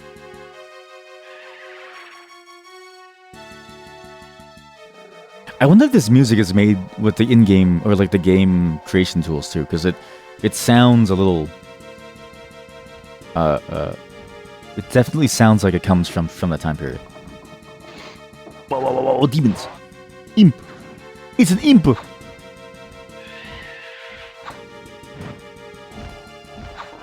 Die, imp.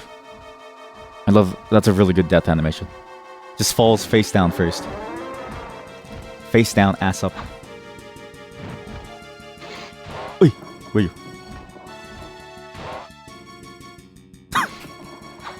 You know what's crazy?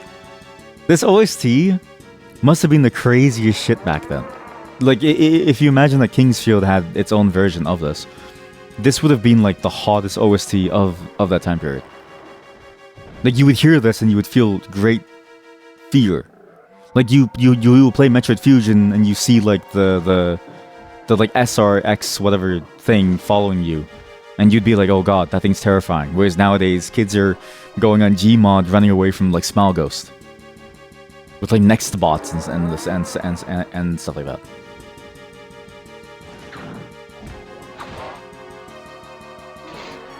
How time flies. Because especially if you look at like, or you listen to like the Oblivion soundtrack, which is only a decade later, and it just sounds like this beautiful orchestral piece, and you're like, damn, like you feel the power, and you feel the weight of your responsibilities in that game. You feel this like sense of great adventure, and then this is like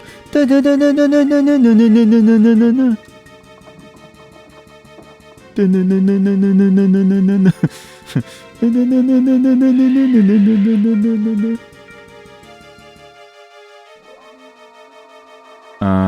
would I go here? So I go back, and then I take the other route. If I go back and I take the other route, I can actually go around and maybe open the broken wall path? I'm not sure. But yeah, let's actually go outside afterwards and go that path, because I'm curious. I think that is a different way entirely compared to what the game is trying to get you to go down, which is, I'm assuming, to the main room itself. Or maybe we just go here and we just do something. I don't know. Maybe we escape by going through here. Elemus, you fool! Run! Oh my god.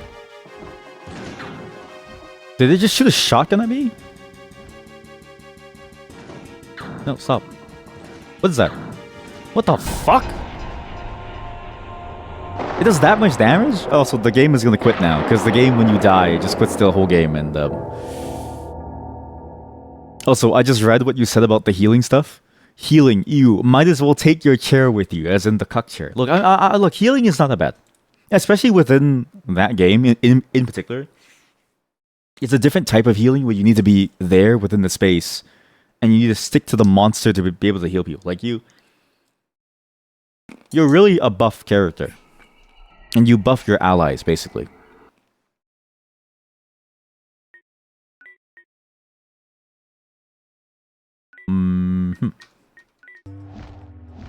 Why were they so strong? What the?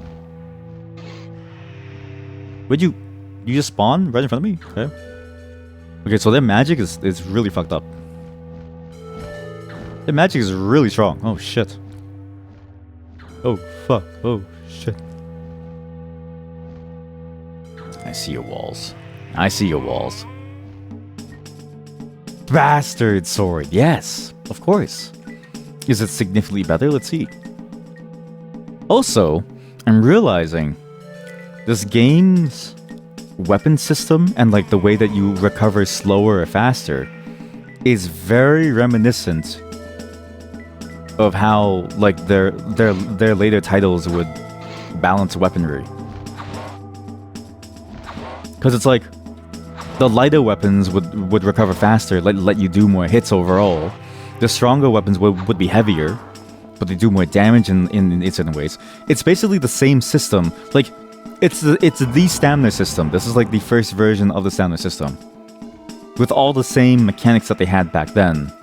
And all the same design decisions back then. Just in this really dated package and feeling. Where do I go?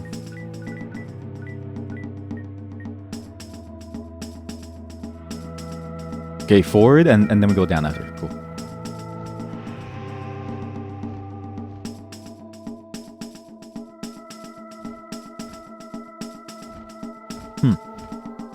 I'm starting to see why they chose this. To make it like this. I need to sneeze.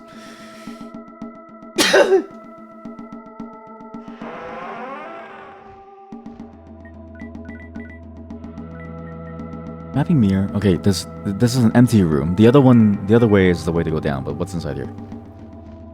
Oh, hello. A person. We didn't stand a chance. The beast and its kin broke through our ranks like a sword through water. You may call me a coward from hiding here, but I can live with that.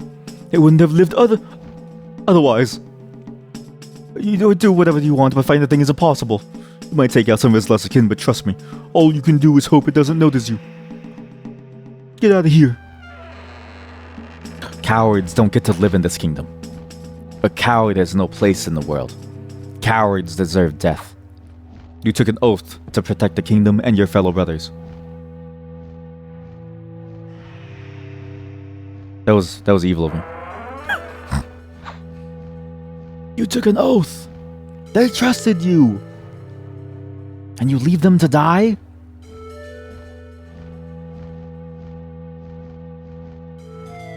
What is on here?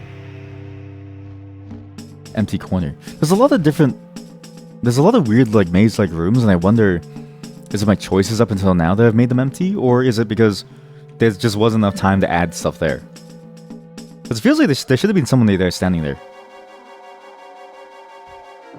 Okay, so this is a cutscene room. I'm assuming you need to run away from the creature, and if you mess up, then you die. So let's do it properly without dying here. Here we go. Run, you fool! It's a moon beast. Calamus, it's not safe. There is a moon beast. Run, fool.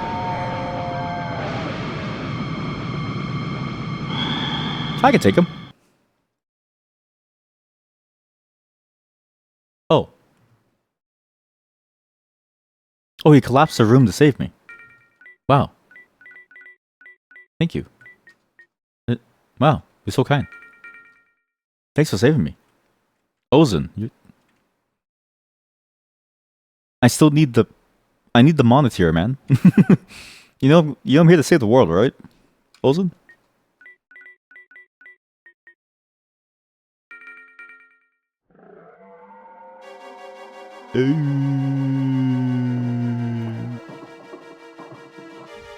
Wait, this is going backwards. Yeah.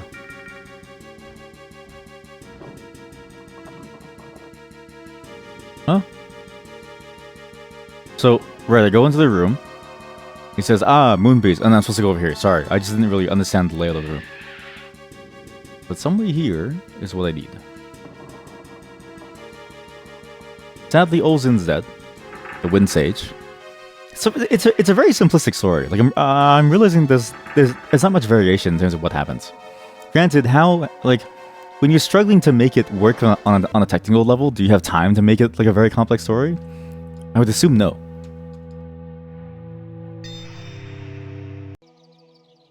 But it's fun. There is something fun about this game. I will say it's very dated, obviously, but sticking with it and actually being willing to go through the various mechanics in this game and being willing to engage with it, you recognize that it's not actually as dated as it seems, and really everything that we have today is just a slightly more smoke and mirror based construction of what this is. Ultimately, every game sort of feels like this anyways, like this type of gameplay is the same as you would feel in other combat action games. And there's not really much difference when you get down to the details of like, in the abstract of how you would play the game and how you would interact with the enemies, right? It's all sort of the same.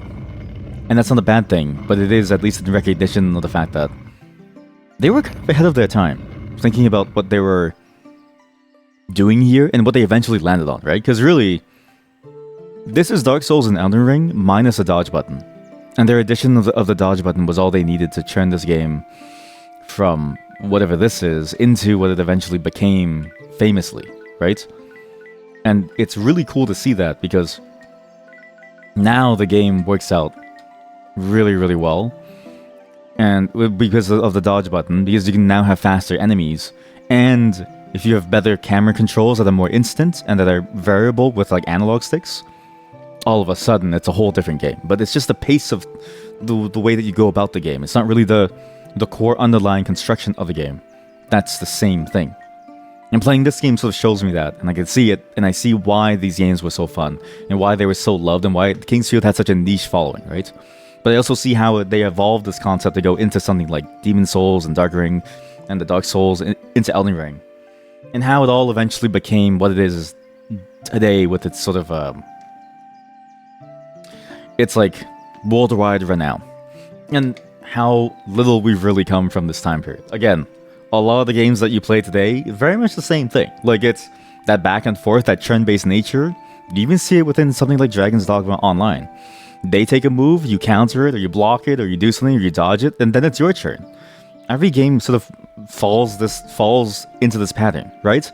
MOBAs. Somebody uses their spell, they miss, now it's your turn. If they hit you, then you can still act, but you know what I mean? Like, it's a give and a take, it's a back and forth. And when you think of it like that, this just made every game boring for me.